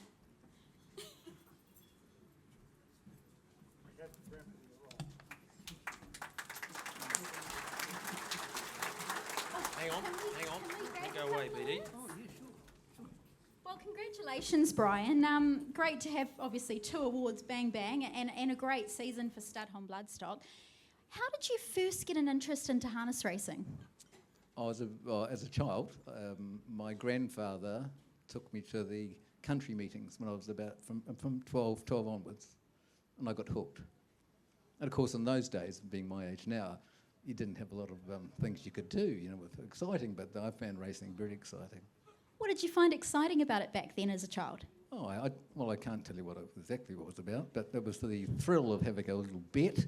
I used to put, I think it was like half a pound or whatever it was in those days, with my grandfather and have a bet. That was it. And I used to like listening to the stories when we were driving to the meetings about who they thought would pull up what horse and all that kind of stuff. And I found that very exciting. And obviously moving into the breeding side of things, that's another ball game, isn't it? A lot of sort of challenges with breeding and a lot of sort of risks that you take, but I guess you've just taken to it and yeah, you've gone from there. Well, I'm really lucky, really. I was tutored by Jim Dalgiddy. So thank you to Carter and your family, because without Jim's input, and it was thousands of hours of his time, because I knew very little whatsoever, but he actually set the pathway for me. I'm very grateful. I'm sure you are. Tell me a little about Studholme Bloodstock and their farm itself. It looks like a really beautiful place for foals to grow up in. Yes, it's a very old establishment. It was established in the 1863 or 4, and part of it, well, there was two characters. One was Mr. Coe, and one was Mr. Bruce. Of course, in those days they had a lot of horses, and they had a Cobb and Co run as well. So they were carting people back and forth to places like Littleton. So that's the history. And the old buildings there, they're very old. The barn is a 2-storey barn. And when we took over the property 21 years ago, it was pretty much stuffed, but we ended up putting a bit of money into it and rebuilding it. And it's actually lovely to have it, an old building like that we can use. Bit of history is beautiful, isn't it? Tell me about Start Dreaming. Obviously, a wonderful results for her progeny on the track, and it must just give you such satisfaction watching to see what they've both been able to do. Don't Stop Dreaming, and also, of course, Dreams Are Free. Yeah, that's true. And that all comes from a little broodmare that we purchased. John Purvis and I were in partnership in those days. We formed a group called Yonkers Breeding Partnership. And we purchased a little mare. She was barely 15 hands. She only cost a massive $2,000. And that's Dreambell, and it's that line that we've had all these good horses now, all from her. So we're very grateful. Isn't it fabulous? And obviously it's a big operation. It takes a lot of people behind the scenes as well. But yeah, it's just that satisfaction, isn't it? Watching them grow up from little babies and seeing what they can do. It's wonderful, isn't it? Oh, it's great. And you have a lot of challenges, as you know, in our world. We breed about 25 mares a year now. So we have quite a few challenges, as you can imagine. Go and enjoy this award. Thank you so much for your contribution in breeding those champions. Thank you. Thanks very much. Good on you, Lee. Great stuff. As you've seen, quietly spoken man, but huge contributor to the sport, and all the very best to Stud on Bloodstock over the next couple of days. I think from memory 17 they might have in the sale, so massive couple of days going forward for them. Majestic Horse Floats, Trotting Stallion of the Year, and Ward Austin's here from Majestic. A lot of you in the room use them. I know there was a whole stream of trucks coming north with the Southern Bred team, so yeah, it's great to have Majestic as part of the Trotting Stallion of the Year. And the contenders are Father P, Father Patrick, Love You, Majestic Sun, and Muscle Hill. The Majestic Horse Floats Trotting Stallion of the Year is Majestic Sun.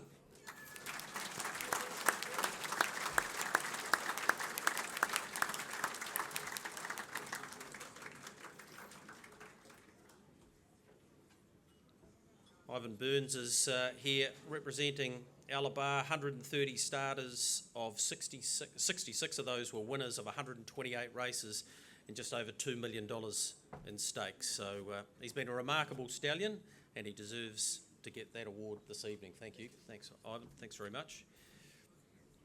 Final award before dessert, which I know you're all looking forward to, is the Auckland Trotting Club Pacing Stallion of the Year. Phil Holden is going to represent the Auckland Trotting Club this evening. Thanks, Phil. The contenders for the Stallion of the Year. What a lineup this is. Art Major, Better's Delight, Captain Treacherous, and Sweet Lou. They call him the king for a reason. Better's Delight.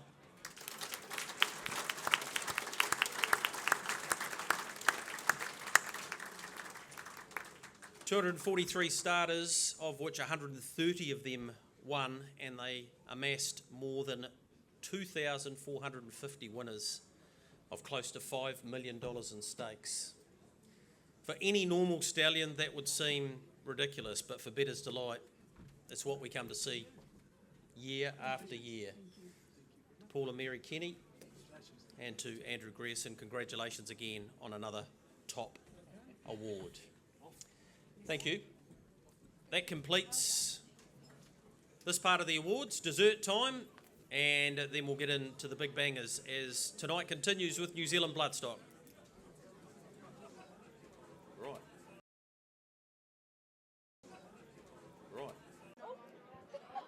Hello. Time for the lucky draw, everyone. Courtesy of HRNZ, so a big shout out to them. We've got Courtney Buchanan here.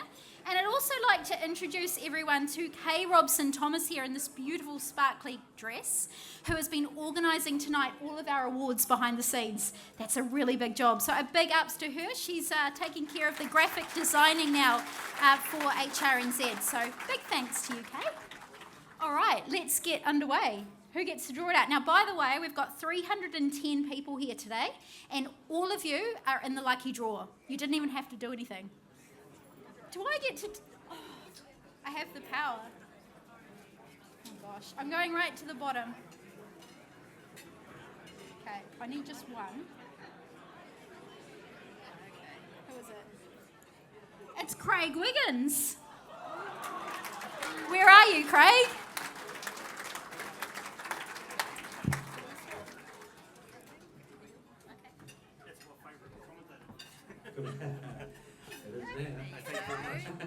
Good on you, Wendy.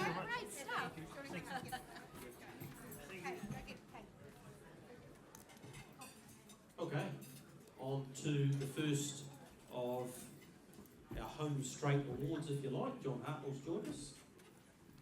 All right, let's get into it. So this is the Addington Raceway Owner of the Year Award. Thanks to John Hartnell for presenting this award for us. Let's take a look at the contenders for it. The estate of N. Dobson, M. Tanev, Montana Park Limited, Mrs. Jean Feese, and Stonewall Stud. And the winner of the Addington Raceway Owner of the Year Award is the estate of N. Dobson.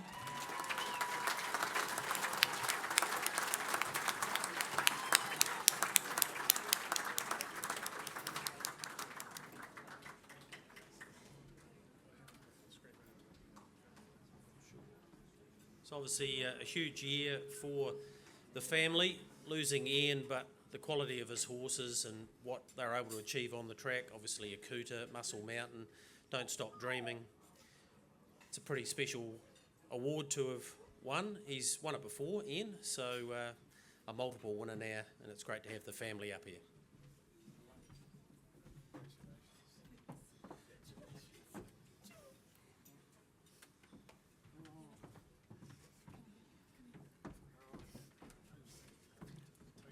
Nick down and grab the photo. Yep, team photo down there, mate. All right, thank you.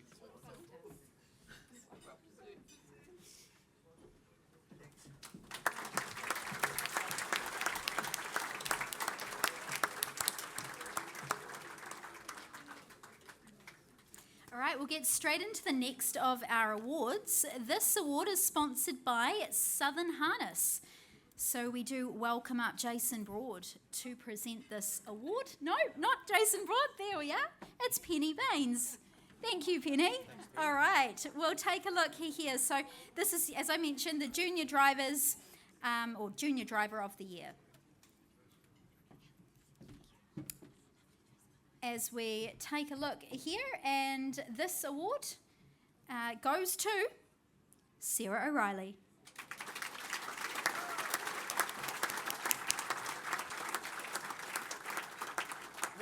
Then is American Me, All-American Lover and Smithy's Terror brought to the outside. American Me went to He's a Sport. Smithy's Terror runs on. Jimmy James Maguire getting a gap. It's American Me in front. Jimmy James Maguire and Smithy's Terror coming after it at the 100. American Me and Sarah O'Reilly are going to take the Methven Cup, drawing away at the finish. American Me beat Jimmy James Maguire. Sarah, well, we'll have a little chat. It's been a massive season for you. I just want to go back. Obviously, lots of people do set goals and they have ambitions, and I know one of yours was to win the Methven Cup. Talk to me about going back, why that race was so important to you to win. I grew up sort of driving at that track and sort of learning to drive there at the workouts and trials and that, and then just watching sort of family members like my dad winning the race in the past. So yeah, it's pretty special. Very special. Talk to me about the race itself. American Me, when did you think he was a winning chance? Probably around the corner. He was travelling really good and I was lucky enough to get off down the back straight, so it sort of worked out pretty good for me. And then he just sort of was too good. Too good, that's all he has to be, right? It was a very emotional time for you. You came back, and for me personally, watching it on TV, I think what that symbolised was for all of us, dreams come true, right? Was that how it felt in that moment? Yeah, it was actually quite embarrassing, to be honest, when your crying face on the back of the newspaper. It was a special time. I don't think it's embarrassing at all, and I'm pretty sure everyone in the room agrees there. It was an amazing moment. Talk to me about American Me. Obviously, you must just love him. Yeah, no, he's a great horse. He tries his heart out every time. He's got great manners and he's everything you would want in a racehorse. And the winning didn't stop there, did it? He went on to provide you, as the partnership, your first Group 1 victory. Special, wasn't it, in Southland, as you said to me at the time, a place where you've come down and the people have been so supportive of you. Yeah, no, it was really great to get it in Southland. I spent a lot of years going down there and sort of starting off with one or two drives and slowly getting a better book of drives the more I went down. So, yeah, it was really great to win the Invercargill Cup. And obviously, for me, looking at you, and you've got a big group of supporters, right, all throughout the country because of that travelling you do. So I think you're really good for sort of that grassroots harness, which is really important in New Zealand, isn't it? There's a lot of people that got behind you to win that Group 1. What would you like to say to all them, all your supporters out there? Yeah, no, I've been pretty lucky with the people that have supported me throughout the years. So yeah, it's a big thank you to all the owners and trainers that put me on, because I wouldn't be here today without them. And obviously a Group 1 now ticked off. Have you set yourself some more goals for the future, or are you still working your way through? Yeah, just try more winners. Yeah. That sounds good though, right? Yep, keep it simple. Keep it simple. Good on you, Sarah. We all love you. You're doing a great job. Keep up the great work. Thank you.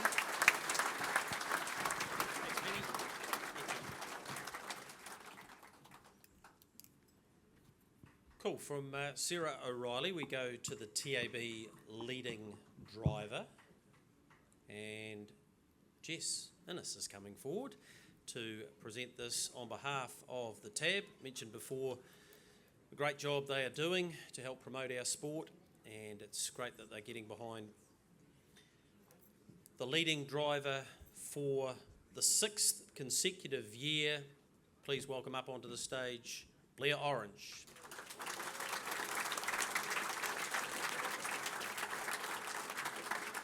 Here's Self-Assured, the big gun's about to fire. The leader, copy that. Old Town Road, Self-Assured down the outside. It's copy that though, copy that. He adds the race by grins to his already magnificent CV, and copy that for the race by grins in 2023 over Old Town Road. Doesn't get old watching that one, mate. No, but unfortunately the driving fee's gone. Where have you spent it? Because you've never been up to the bar in front of me and helped out. Very much told two kids and divorce, mate. Okay, like I said before, honesty is always the best policy. I know the 2 kids part, I might just stay out of the other bit. Copy that. Tremendous performance for him to be able to win the race by grins, and a very rare salute from you over the line. The only other time I can think of you, well, you actually did it at the weekend, but in a feature Group 1 race, was when you won your first New Zealand Cup with Cruise Bromick. So, yeah, that meant a bit, didn't it? Yeah, it did. Like, there was a lot of talk before the race about what's going to happen, what's not going to happen, and rah, and obviously the emotion gets the better of you sometimes, and yeah, as you say, it was $1 million race, and it did mean quite a lot, actually. A couple of other Group 1s for different trainers that you hadn't driven, I don't think, Group 1s before. Kelly's Delight for Bob Butt, and Love Me Too in the Northern Derby for Graham Rogerson and Dylan Ferguson. You didn't numerically have the numbers, and you didn't get anywhere near your 242 that you set the record with, but you didn't travel as much to the Manawatu, although you did last week. Is that something we might see a little bit more of? Because to be fair, it went pretty well.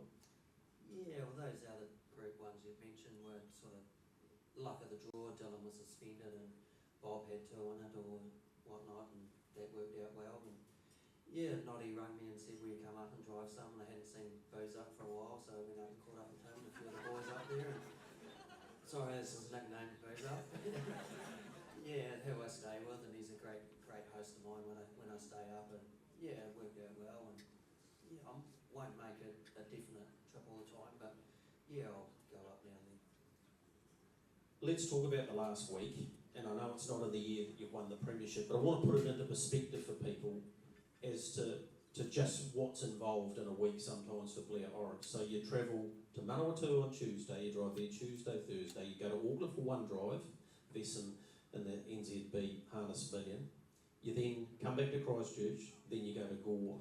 That's a hell of a lot of travel. I think you had about 35, 36 drives and drove 9 or 10 winners. A successful week, but it must take it out of you. Yeah, it's not too bad. Travelled up Tuesday and drove Tuesday evening, and then had a game of golf Wednesday with Booze Up, and obviously raced Thursday, and then Auckland Friday, and your mate Todd Mitchell left me out 3 wide, so that was good. Yeah, I noticed that. Yeah, so seen a lot of track there, and yeah, got home for Saturday, and yeah, back down south Sunday. We flew down and then come home by road, and trials today, so luckily there's nothing on tomorrow, mate. Pretty relentless. I was trying to talk up just how involved it is, and obviously you're at Tolman Lodge and you have a big part to play there with the Ken Barron team. So what do you do when you've won 6 premierships in a row? What motivates you? We've heard a little bit about what motivates you. You need the money, but you're not a goal setter. You never ever have been a goal setter. But what would you like to achieve in 2024? Well, I'm really hoping my son Harry gets his licence this year. He's up working with Barry Burton, and Barry speaks highly of him. So I just want to be in a position, if Harrison wants to carry on that way, to be able to help him out, so to be. And I'd rather sit in the grandstand and watch him. So that's a goal for me, is hopefully he succumbs what I've done and he's better than me and he goes on to be something great. I'd really enjoy that. I think we'll leave it there, Blair, because it's a pretty special thing to say. Congratulations on another premiership. That's Blair Orange, 6-time premiership winner. Special mention to John Dunn, who's been second to him on 4 occasions and filled that spot again. I'd like him to retire and let Harrison come through the ranks, Johnny, because you deserve one of those. Next award is the Harness Leading Trainer. That's Harness Link. Brad Reed is here. Brilliant, Brad. Coming forward, Harness Link, for all of your international harness news. You pretty much don't need to go anywhere else because it's all there, isn't it, Brad? Yeah, covers everything from the States to Europe and, of course, Australasia-wide as well. This year's champion trainer, or 2023 as it was, for the first time, the partnership, Robert and Jenna Dunn.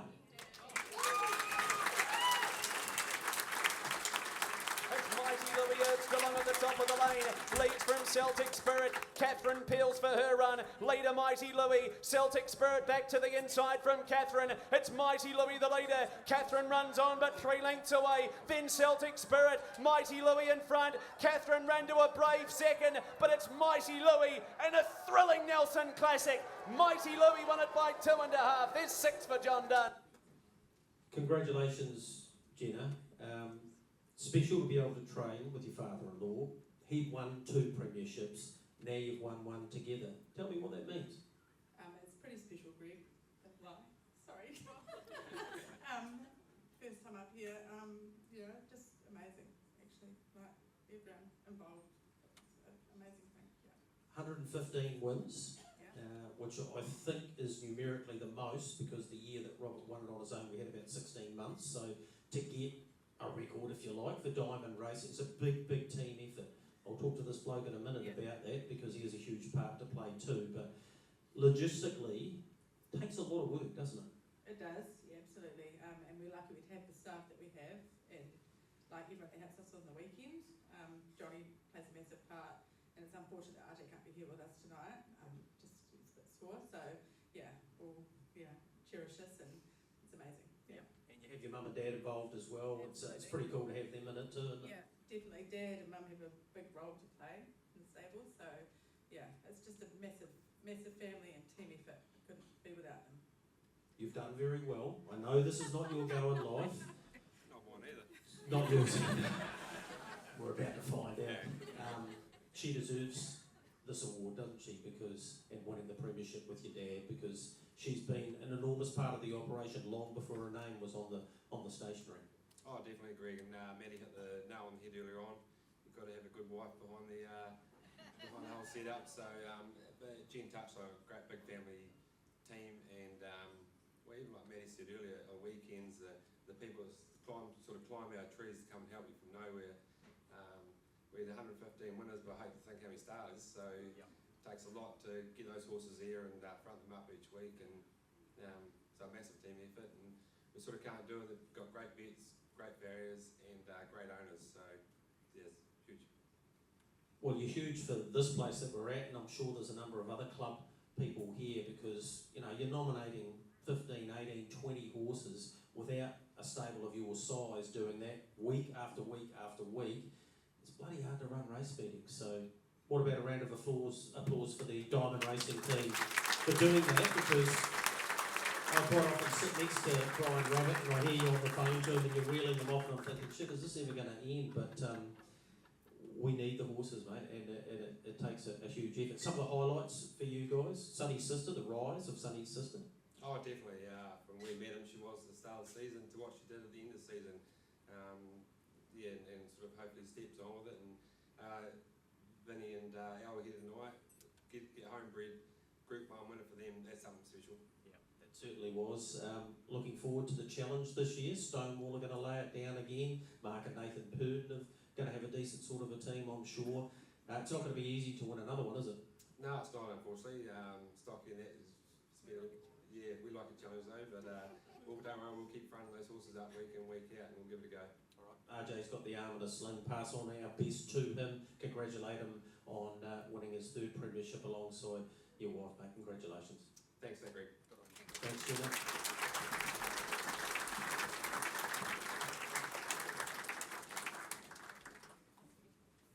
Great result for the Diamond Racing team, and they were active at the sales yesterday with 3, I think they purchased, and I think they'll be purchasing a few more. They'll be hoping to in the next few days. I'll just carry on here, do I, Nicole? Right, let's do that then. The IRT Trotter of the Year. I think Peter Bacon will be extremely disappointed he didn't win the best dress this evening.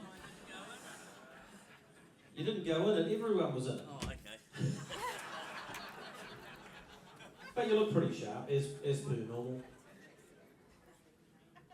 It's no surprise at all.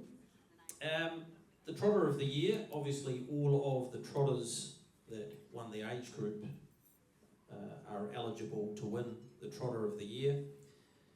But a big thank you to the team from IRT, who are a huge part of Addington Raceway and obviously sponsor our greatest race of all, to Richard Cole, who's just had to nip out and do a bit of business. So he's lobbed Peter in to do the award. But the IRT Trotter of the Year goes to one of the great stories, the renaissance of Oscar Bonavina.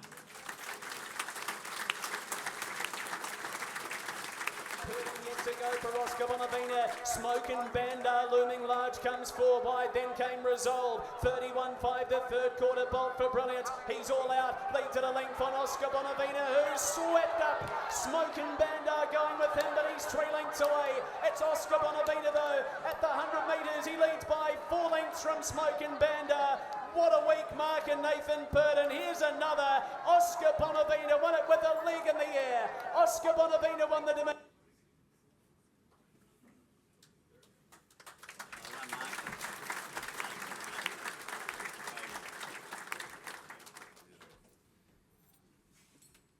Congratulations, Mark. I don't say that lightly about this horse. When he was a 4-year-old, you said to me, this might be the best. He is just unbelievable, this horse. And out in the Dominion that he won 4 years later, he galloped and basically the wheels came off, didn't they? Is this one of yours, and now yours and Nathan's, greatest turnarounds of a horse in your training career?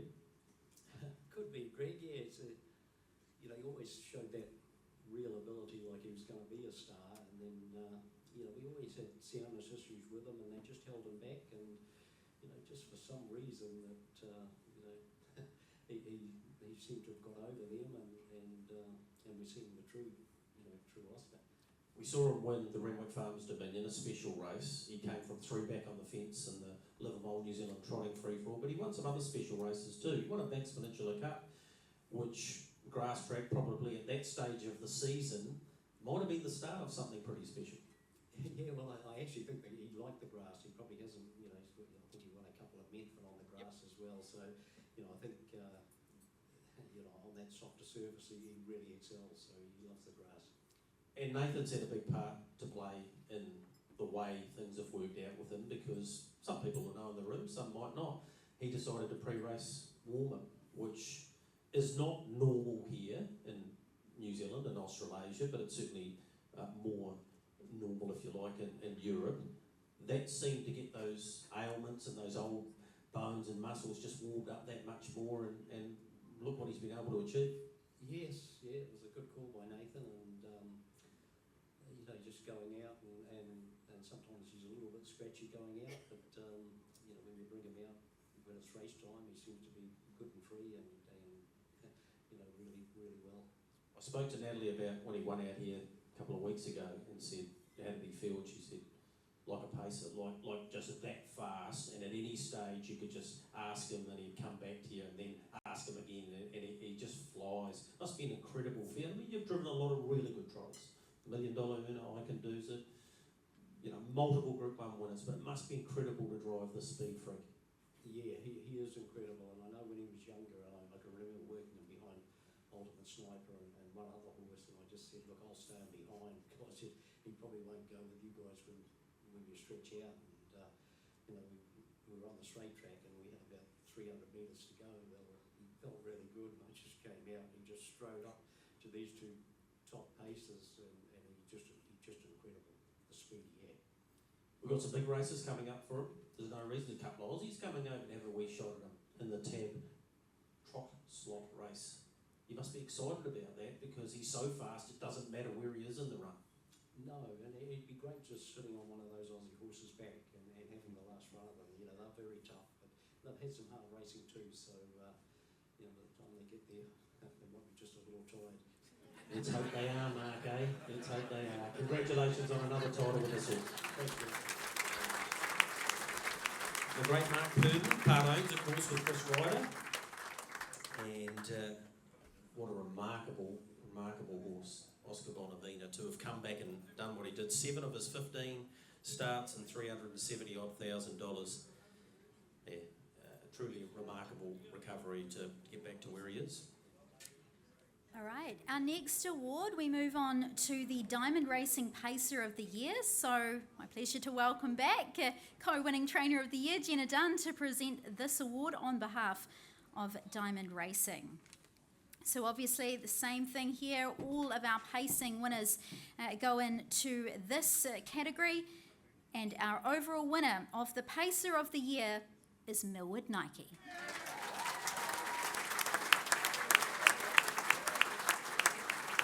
The three big guns turn locked together. 29-1 third quarter. Artie by the seaside. Millwood Nike, the outsider's gone to them. She's raced to the lead from Mantra Blue. Then came Artie by the seaside, but it's Millwood Nike at the 100 metres. She's well clear. 4 to 5 lengths from Mantra Blue. A princess with the heart of a warrior. 16 in a row for Millwood Nike.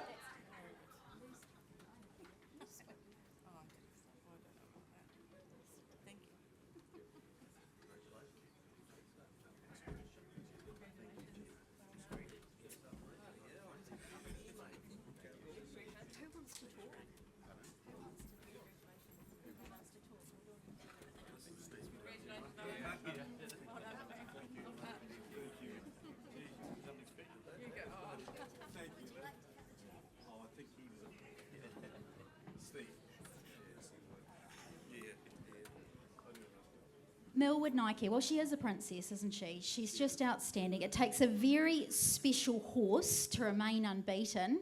9 wins this season. Has she changed the racing dream for you in the syndicate, do you think?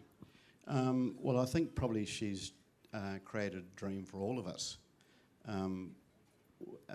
There's a lot of us in the syndicate that have been in the game for about 25, 27 years, and we've owned a lot of horses, and we've had some nice horses, but we've only ever, as Mark would say, had one good horse, and that's Nike. And so I think most of the people in this room owning horses, and there's some beautiful horses and there's some great champions, but that's why we're all here, to actually in the hope that one day we can get a champion, and that's what probably keeps us all going.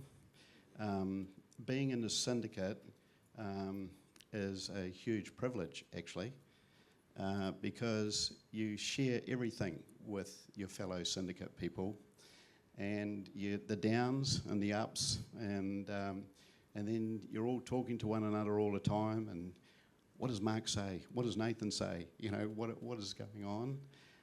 So it's completely outside of anything we do in our normal life, and it's just a huge privilege.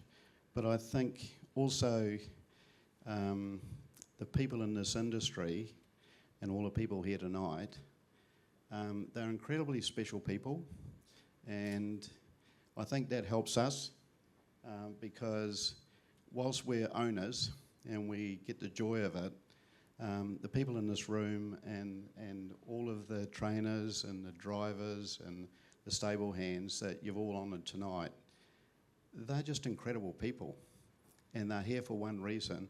It's because they love the horses, and it's actually just a wee privilege to be part of that. That is so special, because you're right, that's what it comes down to, doesn't it? It is all about the horses. And you mentioned the low times, and there were low times this season. And that was tough, wasn't it? That was extremely tough to go through the highs and lows of racing. I guess what we all want to know is how is she progressing, and how are things looking for her at the moment? To be an owner, you have to be an optimist, right? That's number one. But Nike, we are so pleased with, and probably a lot of the things in the press that you've seen, is that there's probably a really good 95 to 100% chance she'll race again. The injury was only 10% of the tendon. So as we all know, it's how that heals, which is important. So it's just like people like me that are getting a little bit older, and you know, if you have operations, they get you up and get you going straight away. Well, that's what we're doing with Nike, because that's the advice. And so we're really hopeful that she will come off that water walker. She'll then go to walk on the trainers, and potentially she could be back racing sometime in the spring. So we've just got our fingers crossed. We say a little prayer every night before we go to bed, but irrespective of that, and I think if you ask all of our guys here who are all equal partners, the only person we're missing is Bruce, that irrespective of what happens, Nike has given us so many thrills, and we just want her to be okay. Doesn't matter if she doesn't race again. Absolutely, absolutely. Just while you're here and you're accepting another award for her Pacer of the Year, what I just want to ask you is, on her behalf, who would you like to thank on her behalf for her career so far and what she's been able to achieve? There's so many people, but obviously it's a group effort, isn't it? And there's been so many people that have played such a big role in her career. A number of people, and I think probably from our point of view, it's probably pretty well known that Nike, when she first come into training, Mark describes it as she was just a bloody tart. But I think the judgment of Mark, who has had a close association with him, and Nathan, we've had the team in the stables, you know, Olivia, Alison. Alison actually went and spent 6 or 7 weeks away from home looking after Nike in Auckland when she could have actually been home with her partner and all the rest of it. So I don't think people really understand what people in this industry give. So it's hard to say one person, but Mark was the person that chose her. He decided that she was going to choose her, and we had a special reason for that, that one of our previous owners was diagnosed with a serious illness, and we went to the sales and asked Mark to buy her because we wanted him to have something to look forward to. And Unfortunately, he's passed away, but you know, he's probably looking down thinking, well, you know, I knew. But it's hard to think one person, but definitely Mark Purdon is the person that is probably responsible more than anything for the performance of Nike, because he gave her the ability to achieve what she was capable of. And I think, like all of the trainers and the people in this room, that's what you do every day. You take a horse and you look at that horse and you say, it could be capable of this, but you give it the ability to achieve what it can achieve. And us owners, we're just grateful, so really grateful. Well, we're very grateful for having Millwood Nike in our lives and being such a wonderful ambassador to our sport. Thank you so much, and we wish you all the best. Thank you. Thank you.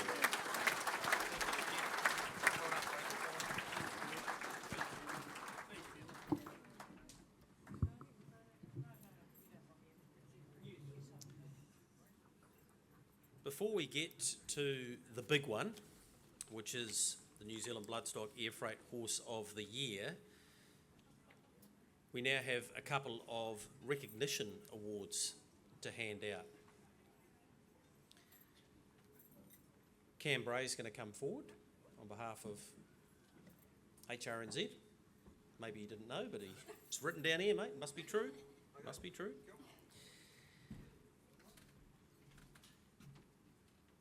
There are many people who devote countless hours to harness racing and never get paid for it. So the least we can do is recognise them at an awards night like this. The first award for 2023 goes to someone who for years now has pushed record on many an unsuspecting owner, trainer, driver, or to be honest, anyone who's lingering around that he feels might have a story to tell, to the point that he now gets 500,000 views a month. He brings insight, humour, personality to the interviews, and people simply just love it. His involvement doesn't stop there though. He is also a key figure behind the Westview racing syndicates that have been responsible for bringing so many people into the sport, people that wouldn't normally have got involved, and he's done it so it's affordable for them and given them a great experience. He's a massive part of Addington Raceway. He heads up the birdcage there. Don't you dare go out there unless you're allowed to. He's a big part of the Methven Trotting Club and the president of the Canterbury Trotting Owners Association. He's a tireless promoter of our sport. I think you all know who it is. Nigel Armstrong.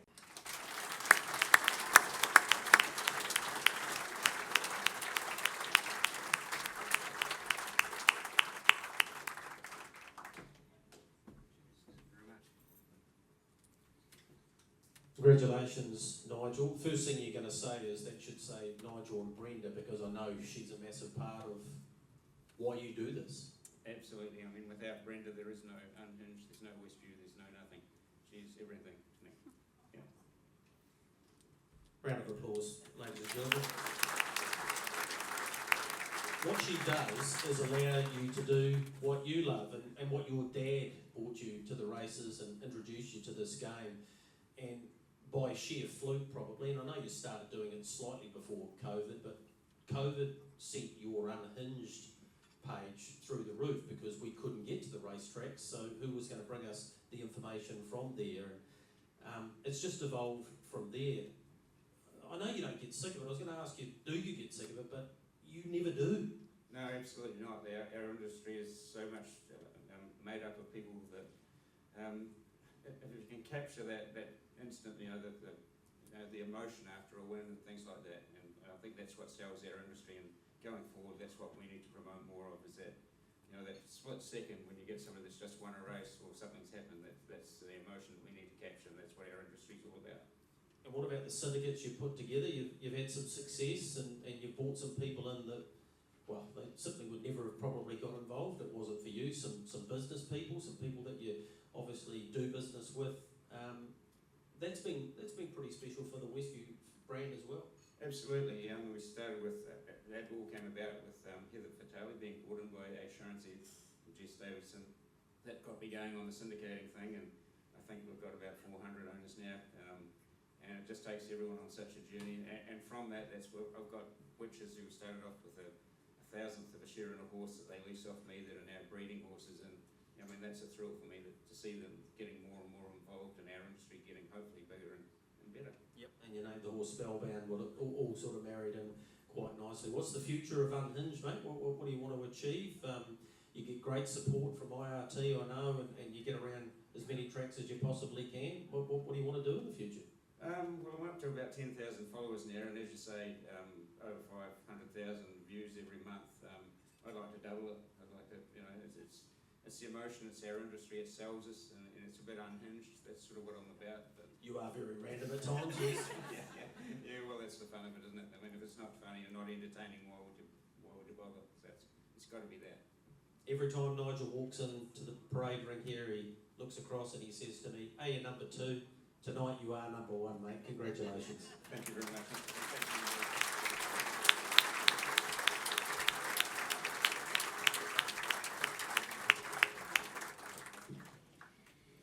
So we move on to the next of our recognition awards. This recipient is also involved in many different areas. He wears many hats.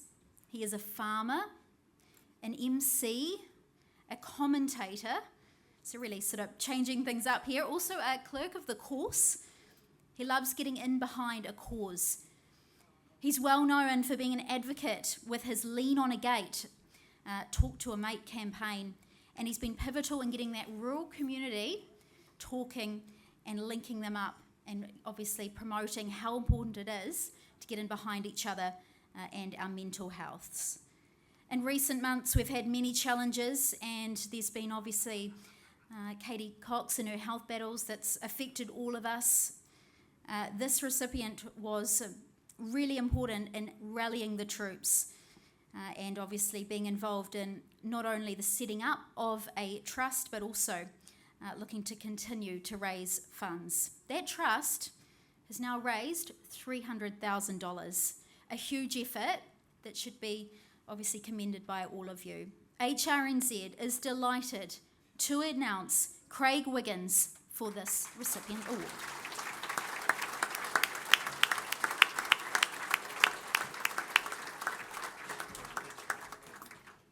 I get to talk to you.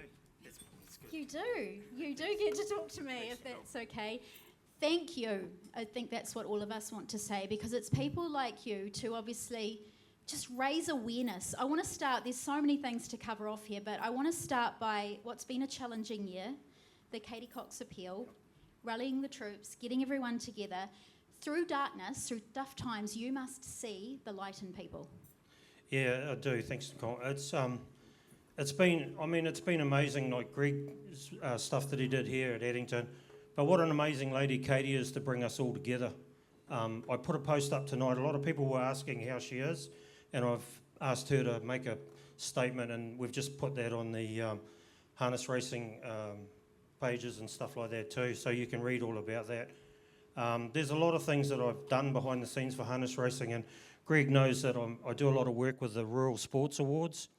We've had 4 national awarded harness racing people over the last 5 years, and this year's recipients, we voted on them last night. Wilson House is up for Junior Sportsperson of the Year. Sam Otley is up for Rural Sportswoman of the Year, and Nigel is up for Contribution of the Year, and that's on a national rural stage. And I'm really, really proud that myself and Steve Hollander pushed so hard to get harness racing recognised in that. There's been a lot of people up here tonight talk about how special, sorry to take the mic off you, but I've had a couple of days behind one. We had a lot of talk tonight about how special people are in this industry, and how much you love your horses and how much you love your industry. And when I was asked to go clarking, I thought I was just going to ride around on a horse, catch a few loose ones. But honestly, you get involved in this and you can't get away from it. To the point where I really wanted to invest a lot of time in the mental health industry in this sport. And I'm really privileged to have dealt with a lot of these young people that are at the table here and see a great pathway for them through it. But, you know, when you look at mental health and well-being, the more you give, the more you get back. But, yeah, I'm really proud of this industry. I'm really proud to be a part of it. And I'm very, very proud of Katie. Thank you so much.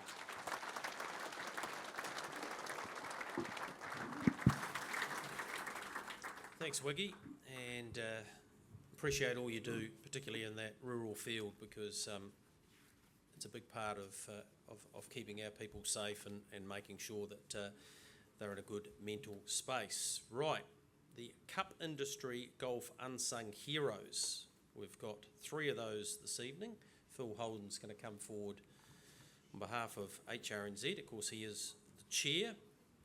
This award is to recognise someone or a horse that is not usually in the limelight, but who continually and consistently contributes to the sport at a high level. They are not the big winners of the major races or people who necessarily get the attention they deserve.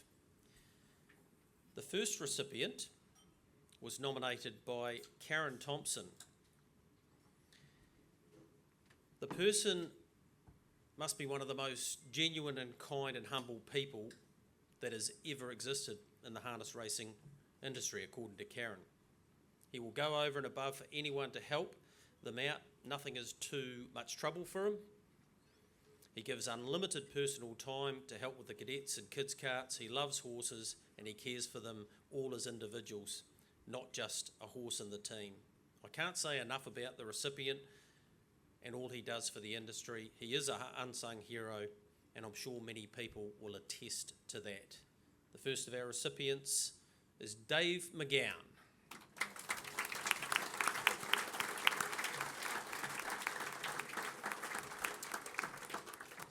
Dave couldn't be here this evening, so I have a letter from him. I'm not going to try and do what Dave would do, which should start with the tears, which, if you know Dave, that's him. He's quite an emotional bloke. I'd like to start by apologising for not being here tonight. You can all start crying now. It's a massive honour to have been nominated for this award alongside some people who are doing great things for our industry. Oh, it says at the top, I hope this letter's not going to be read out. So we've blown that out of the water. I strongly believe we can keep racing going as long as we support and help our younger generation, hence the reason why I'm heavily involved in the kids' carts and cadets. We have a lot of young people coming through our ranks. We really need to encourage, praise, support and teach them, and I thank them for coming to work. This is the only way we can keep staff and ensure our racing future is strong. Thank you and take care, and congratulations to all the winners tonight. Dave.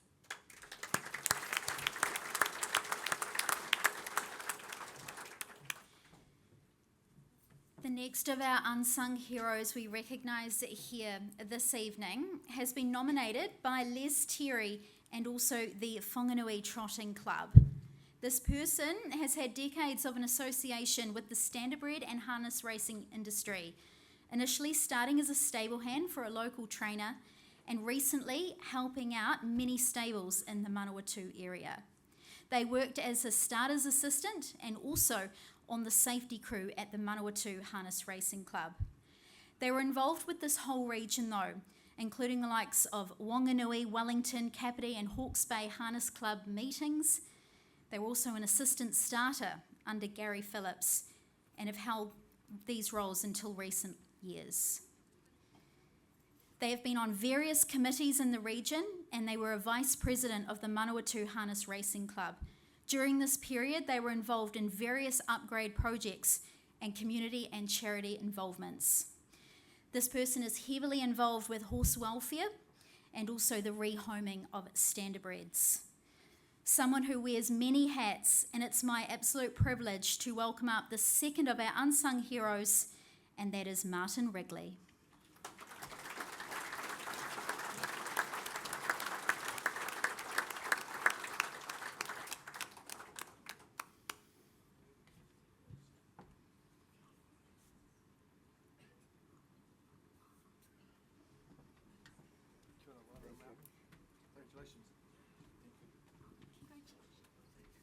Congratulations, Martin. As I just mentioned, a man of many hats and obviously real grassroots flavour to it as well. Manawatu area and plenty of jobs for you.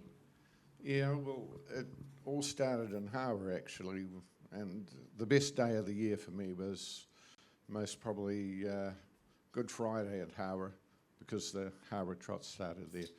And I was fortunate enough when I moved to Palmerston North, a woman who worked in the catering department at Massey University saw me walking around with a Turf Digest in my pocket, and she said to me, "Are you interested in horses? I've got some trotters."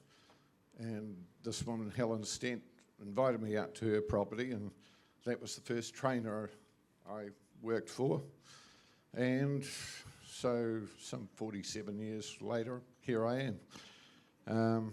And my uncle always said I went to the dark side. He was a prominent galloping trainer. And as I said to somebody earlier on, I'd drop into his place and my brother would drop in. My brother would get a whiskey and I'd be lucky to get a glass of water. And yeah, so basically from Helen, I got involved, and then opportunities kept presenting themselves, and yeah, I've thoroughly enjoyed being in the harness racing industry. You obviously put your hand up to take on those challenges, and it takes a lot of commitment, doesn't it? There's a lot of roles there, a lot of time and effort goes in. You've had to sacrifice a lot to get those jobs done. In some respects, I'd say no. And the reason for that is that I love the horses, and you know, I always maintain that whatever you give a horse, it gives you back, you know, more than what you give them. And so, you know, I don't know, Mr. Wiggins, I think, talked about mental health. I think horses have been a big part of my mental health. Every time I felt low, there's been a horse that's helped me out. And I think that standardbred horses in particular have that amazing ability to actually be therapeutic. And that's helped me through so much. And yeah, and there's been some great people that I've been associated with. The most recent is Wilson. And yeah, I think we've given him 58 drives on one horse. And he's been loyal to us, and I hope that that friendship goes on a long way, Wilson. I appreciate everything that your dad, Penny Boyle, has done for us. And, you know, there are so many people out there who perhaps don't get the thanks that they deserve, and many people behind the scenes. The trainers and the drivers are in the public eye, but the people at the start, they perhaps don't get the credit that they deserve. And just tell me, lastly, to know that you've been nominated by Les, Terry, and also the Whanganui Trotting Club, that must be pretty special. Yeah, the Terrys and I go back a long way. It seems rather strange, but my daughter did ballet with Les's daughter, and so I ended up meeting them there. We've shared an ownership of slow horses, a number of them. And yeah, we have worked together, and Carol, Les's wife, has been a great supporter of ours as well. Yeah, thank you. Thank you, and thanks for all your hard work. Thank you. Good on you, Martin. The third and final recipient, I'm not going to say who nominated him because that'll make it pretty obvious, epitomises the characteristics that this, say that late in the night when you haven't had a drink and sound like you have, award aims to recognise. This is the 70th anniversary of him winning a race called, with Major Gillard, called the St Bathans Cup, which as a 16-year-old, he was a novice trainer and was able to win that race. He joined the Central Otago Trotting Club Committee in 1965, was granted a full tote licence about then.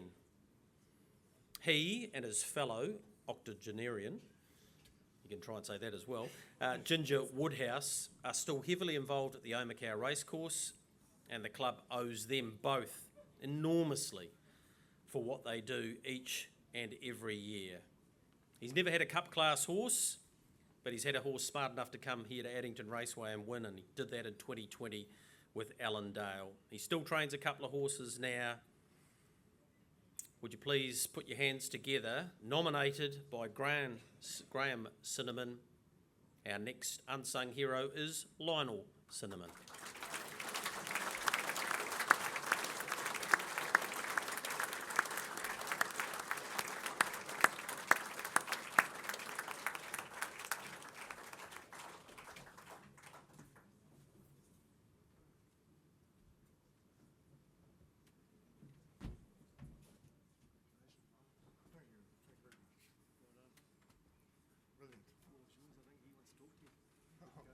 G'day, Lionel.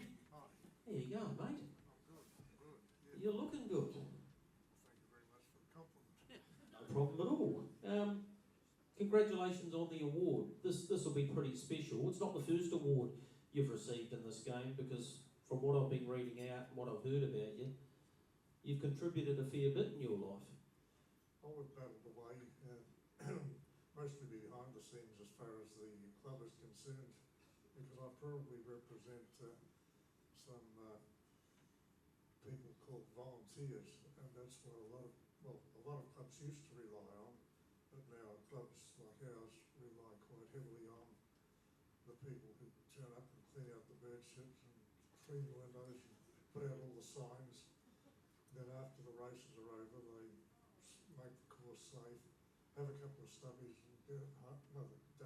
You don't have a couple of stubbies in your home. You go home and have 3 or 4. and say, I think that went pretty good. Yeah. So for the volunteers anyway, well, thank you for recognising that they still have a place to train. You and your great mate, Ginger. Oh, we battle away. You battle away, yeah, I'm sure you do. Imagine having you two up here on a couch. We'd be here all night. Oh, well, yeah, we won't go there. You must have some great conversations, so much so you took our sport onto the main network on 7 Sharp, and the job that you guys do at Omakau, it really is an enormous one, and it's a year-round job, isn't it? Well, it is, because the thing has to be maintained throughout. I know we only have 1 day, but you can't let it deteriorate. You have to keep things sort of tidy. Yeah. You train still a couple of horses. Oh, yes. You got here to Addington Raceway and won your race. How special? Well, that was brilliant, because I had been up here about 1979 or something and taken on Lord Module and Clyde time, but too good for him. So it was nice to come back and actually score one on what you feel is the headquarters of train. Yeah. And you're still doing it. You're still training a couple. Oh, yeah, we're battling away. Yeah, perhaps not as flexible as I used to be, but people are very good to me, and particularly the ones that drive and help me on race day. They tolerate the fact that I can't put on a tongue tie like I used to, and I appreciate the help they give me, because I am a generation older than most of you people here. Well, we want to thank you for what you've contributed. It's a nice way to acknowledge it with this award. Keep doing what you're doing. Say hi to Ginge, and yeah, Omakau's a special place. Will do. Thank you very much. Thank you, mate. That's great.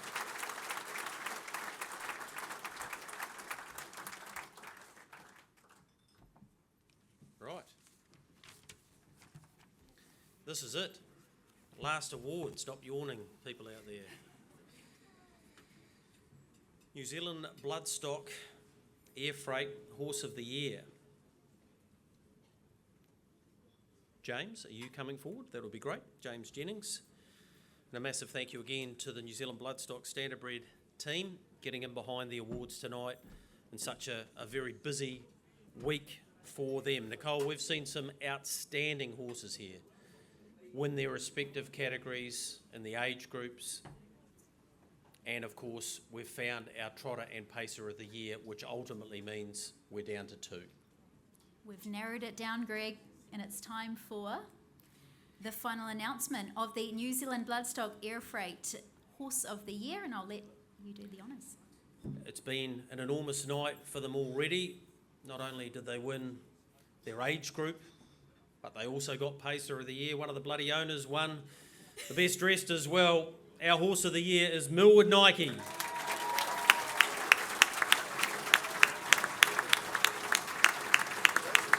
Princess, she'll make it 9 from 9. She's a dual harness million winner. The star, Millwood Nike. She went swoosh. The perfect 10, Millwood Nike. She'll remain unbeaten, and now she's got a Northern Oaks to her name as well. Millwood Nike, what a filly she is. Just a whiz up the home straight for her too, and the perfect dozen completed by Millwood Nike. And Millwood Nike, the benchmark filly of New Zealand harness racing, and she remains unbeaten, 13 from 13 and effortless. Millwood Nike, she does bag another Group 1. Millwood Nike, brilliant win. What a beauty! 15 from 15, and she had to do it tough tonight. Millwood Nike 3/4. A princess with the heart of a warrior. 16 in a row for Millwood Nike. Millwood Nike, now she goes to her. Here's 17 in a row. We love her. Millwood Nike, won it by 2.5. How are you, James?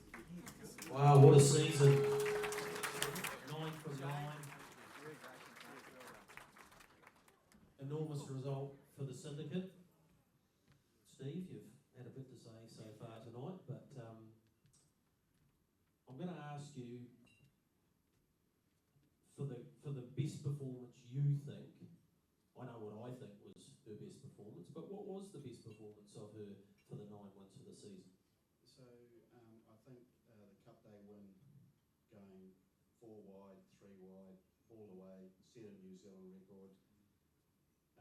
Paced against the best horses, 3-year-old fillies of the day. All of them were there, and she didn't have it easy. But when Mark asked her, she delivered. And I think all of us, we just watched, and it was stunning, stunning, stunning. And it was just like, it took ages after she crossed the line for us to say, oh my God, just what she's achieved. I'm going to ask Frank. I'm going to go all the way along because you've just won the Horse of the Year. You've won a lot of stuff at international, obviously rugby league. You've been involved in the sport all your life through your great mate Jeff Whittaker. This must just seem surreal. Hard to believe, really, Greg. You know, unbelievable. We come here thinking we had a show for the 3-year-old filly award, but this is something special, and I agree with Steve. That performance on Cup Day was by far the best, I thought, too. Unbelievable.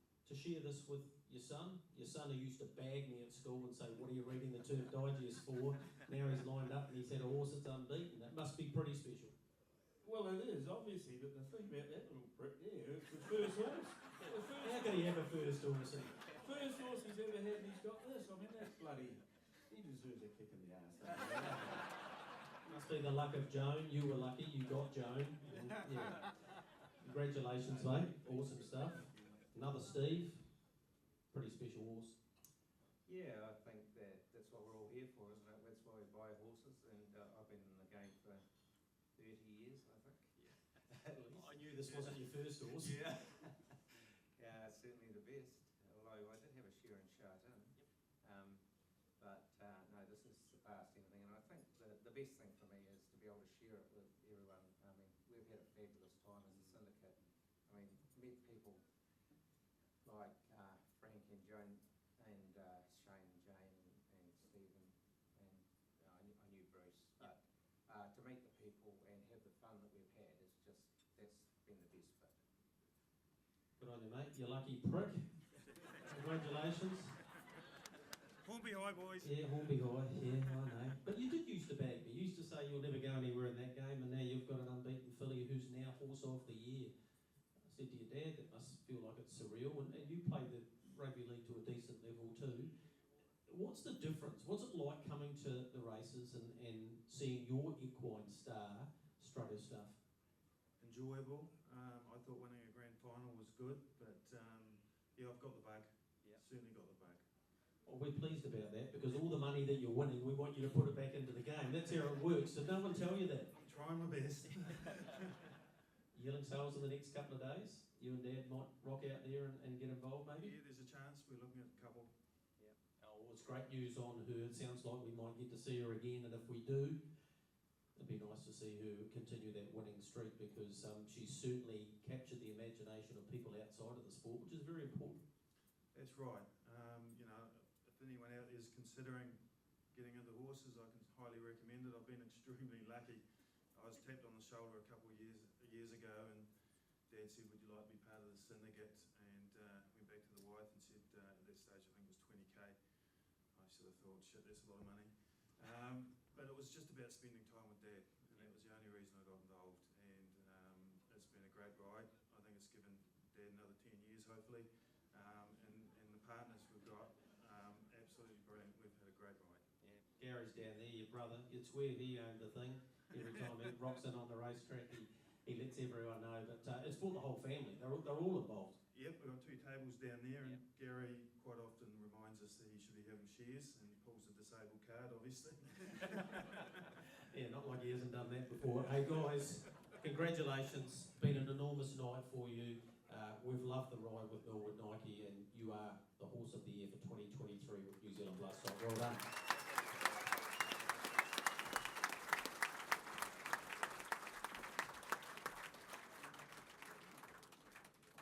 That's it. We're done. Thank you, Nicole. Thanks for being part of the presenting team once again here tonight. Thank you all for being so patient and graceful with all the people that have won. Some of them aren't being graceful, they're getting up and leaving now. So we will leave you, and thank you to New Zealand Bloodstock. Good luck tomorrow and the next day for that matter, and enjoy the rest of your evening. Our band will kick in now, and yeah, big thank you to Acoustic Solutions and to Courtney and the team from HRNZ. Good night.